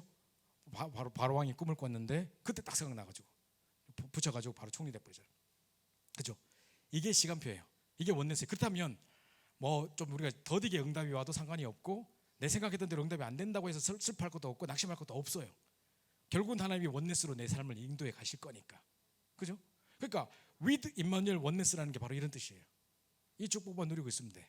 하나님의 주권을 믿기 때문에 우리는. 그죠? 그럼 끝이에요. 기도가 이 정도 되면 되는 거예요. 기도를 어떻게 하냐, 호흡을 하냐 안 하냐, 들이마실 때 몇 번 하고 내릴 때 몇 번 하냐, 이게 중요한 게 아니에요. 제목은 뭘로 해야 되냐, 393을 이렇게 해야 되냐 저렇게 해야 되냐 중요한 거 아니에요. 진짜 이 세 가지 되면 끝나는 거예요. 마지막 결론, nobody nothing인데요. 유 목사님께서 작년도 말에 우리 미국 지역에 렘넌트 수련을 해주셨는데, 그때 nobody라는 단어를 이렇게 정의하셨어요. 내가 처음에 영도에 가보니까 다른 여러 교회들은 막 화려한 시스템들과 막 엄청난 배경들과 성도들도 부자고 막 이런 게 다 준비되어 있더라. 근데 우리는 아무것도 없더라. 근데 나 정말 되게 뭐부터 해야 될지 막막하더라. 그때 내가 이렇게 기도했다. 하나님, 나 이런 거 다 필요 없어요. 이런 배경, 이런 돈, 이런 어떤 화려한 건물들 다 필요 없어요. 왜냐? 그리스도로 출발한, 그리스도로 시작한 세운 것들이 아니기 때문에.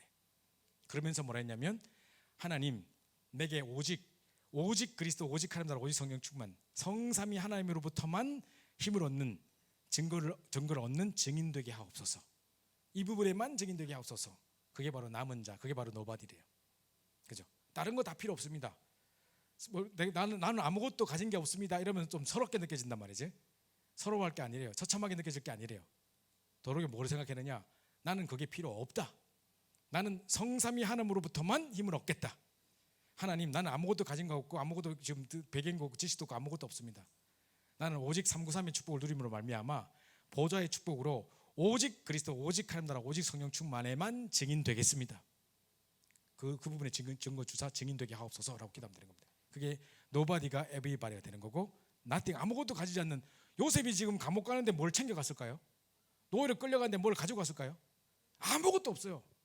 근데 모든 것을 살린 자로 바뀌어버리잖아요. 그죠? 이 축복을 누리는 겁니다. 그래서 우리가 할 것은 결국은 이거밖에 없습니다. 지금 여러 가지 단어를 늘 우리가 아는 단어를 나열해 놓은 것 같은데 사실은 이게 모든 것이에요. 제가 이렇게 해야 되고 저렇게 해야 되고 이렇게 하면 되고 저렇게 하면 되고 이렇게 합니까? 아닙니다. 그래서 여러분이 지금 계속해서 지금 우리 선교대의 메시지들이 나오고 있고 한데, 다시 한번 이렇게 하고 정리된 다음에 다시 한번 여러분 선교대의 메시지를 또 보십시오. 그러면 70제자, 그러면 이제 70 현장, 지역, 뿐만 아니라 70 종족과 나라 어떻게 살릴 것인가. 그래서 정말 우리는 어떻게 세계복음을 이끌어 나가야 될 것인가. 그래서 정말 지금 한 곳에 머물러 있을 게 아니라 지금 내가 하고 있는 사역이나 시스템 가지고 만족해하고 있을 게 아니라 빨리 70제자를 세워야겠구나. 우리 전사님들, 사역자들도, 귀한 사역자들이 정말 우리 손찬 목사님 비롯해서 중요한 전사님들과 사역자들이 계속 사역을 하고 계시겠습니다만은 이분들 사역 이외에 70제자들이 일어서야 되는 거예요. 청년들 가운데 70제자들이 일어서서 정말 이 수도권 전역을 장악할 뿐만 아니라 이제 237과 5천 종족을 살릴 수 있는 증인들로 여러분 세워져야 되는 것입니다. 그래서 237의 정말 모델적인 주역 교회가 바로 여러분이 되셔야 되는 것입니다.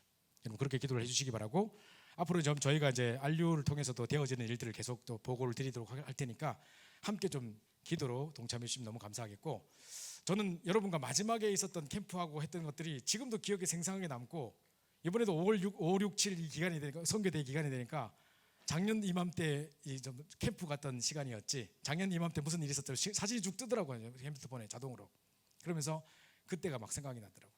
그래서 그때 내가 그걸 경험하지 못했다면 지금 내가 이 자리에 있지 못했을 건데, 하나님 마지막으로 청년부를 통해서 경험케 하신 귀한 축복을 누리게 하신 것 같아요. 여러분과 만남이 너무 소중하고 늘 또 저를 위해서 기도해 주시고 멀리서 이렇게 후원해 주시는 것이 늘 이렇게 마음에 든든하고 늘 기도의 배경이 되고 그렇습니다. 여러분들이 지금까지 해오셨던 것처럼 앞으로도 계속 기도로 동참해 주시면 너무 감사드리겠습니다.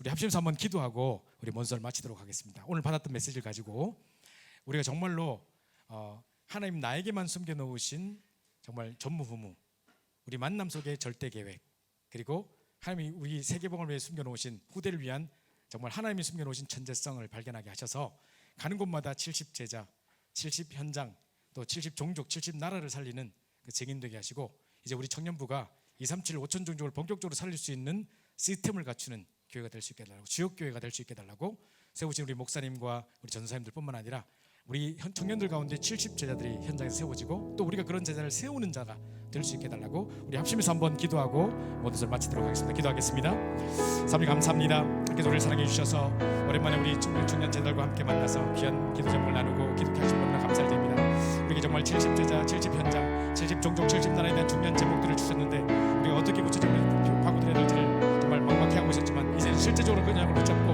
우리가 성삼위 하나님의 축복과 정말 9가지 보좌의 축복과 특별히 이제는 정말 3세대 살린 귀한 축복성이 들어가게 하셔서 정말 이 원룸 스맨을 비밀을 누리는 말미암아 이제 본격적인 전도운동이 시작될 수 있다 하시길 소원합니다. 우리를 통해서 237을 살게 하시고 5천 종교의 본격적인 전도문이 열리게 도와주시길 간절히 소원합니다. 가는 곳곳마다 정말 중요한 숨겨진 제자를 찾고 세우고 파송하는 일에 우리 인생을 누릴 수 있도록 역사하여 주시며, 이제 아버지 전 모슬림권뿐만 아니라 전 세계 조각하는 많은 현장들 돌아보게 하시고 남미와 유럽과 아프리카와 중앙 모든 현장 속에 본격적인 전도운동의 시스템들이 세워지게 하셔서 이제 5천 종족 정말 237을 살릴 수 있는 70제자들이 세워질 수 있는 중요한 응답의 시스템으로 들어갈 수 있도록 인도받을 수 있도록 역사하시고 인도하여 주옵소서. 이 청년과 함께 기도의 끈을 놓치지 않게 도와주시고 서로를 위해 기도하며 서로를 좀 중보하는 중요한 만남이 될 수 있도록 역사하여 주시며, 바울을 위해 좀 생각을 보호해야 될 것을 생각을 보처럼 생활 경우도 기도하는 게 도움이 될 수 있도록 역사하시고 인도하여 주시옵소서. 지금 우리 인생의 모든 문제를 해결하신 우리 주 예수 그리스도의 은혜와 하나님 아버지의 극진하신 사랑하심과 성령의 내준도 역사 교통 충만하심이 중요한 세계복음화의 언약을 붙잡고 현장으로 돌아가 70인 제자를 찾고 세우고 파송하기를 소원하는 모든 우리 이마누엘 서울교회 청년들 머리 위에, 이들의 현장과 산업 위에, 이들의 후대 위에 지금부터 영원토록 함께 있을지어다. 아멘.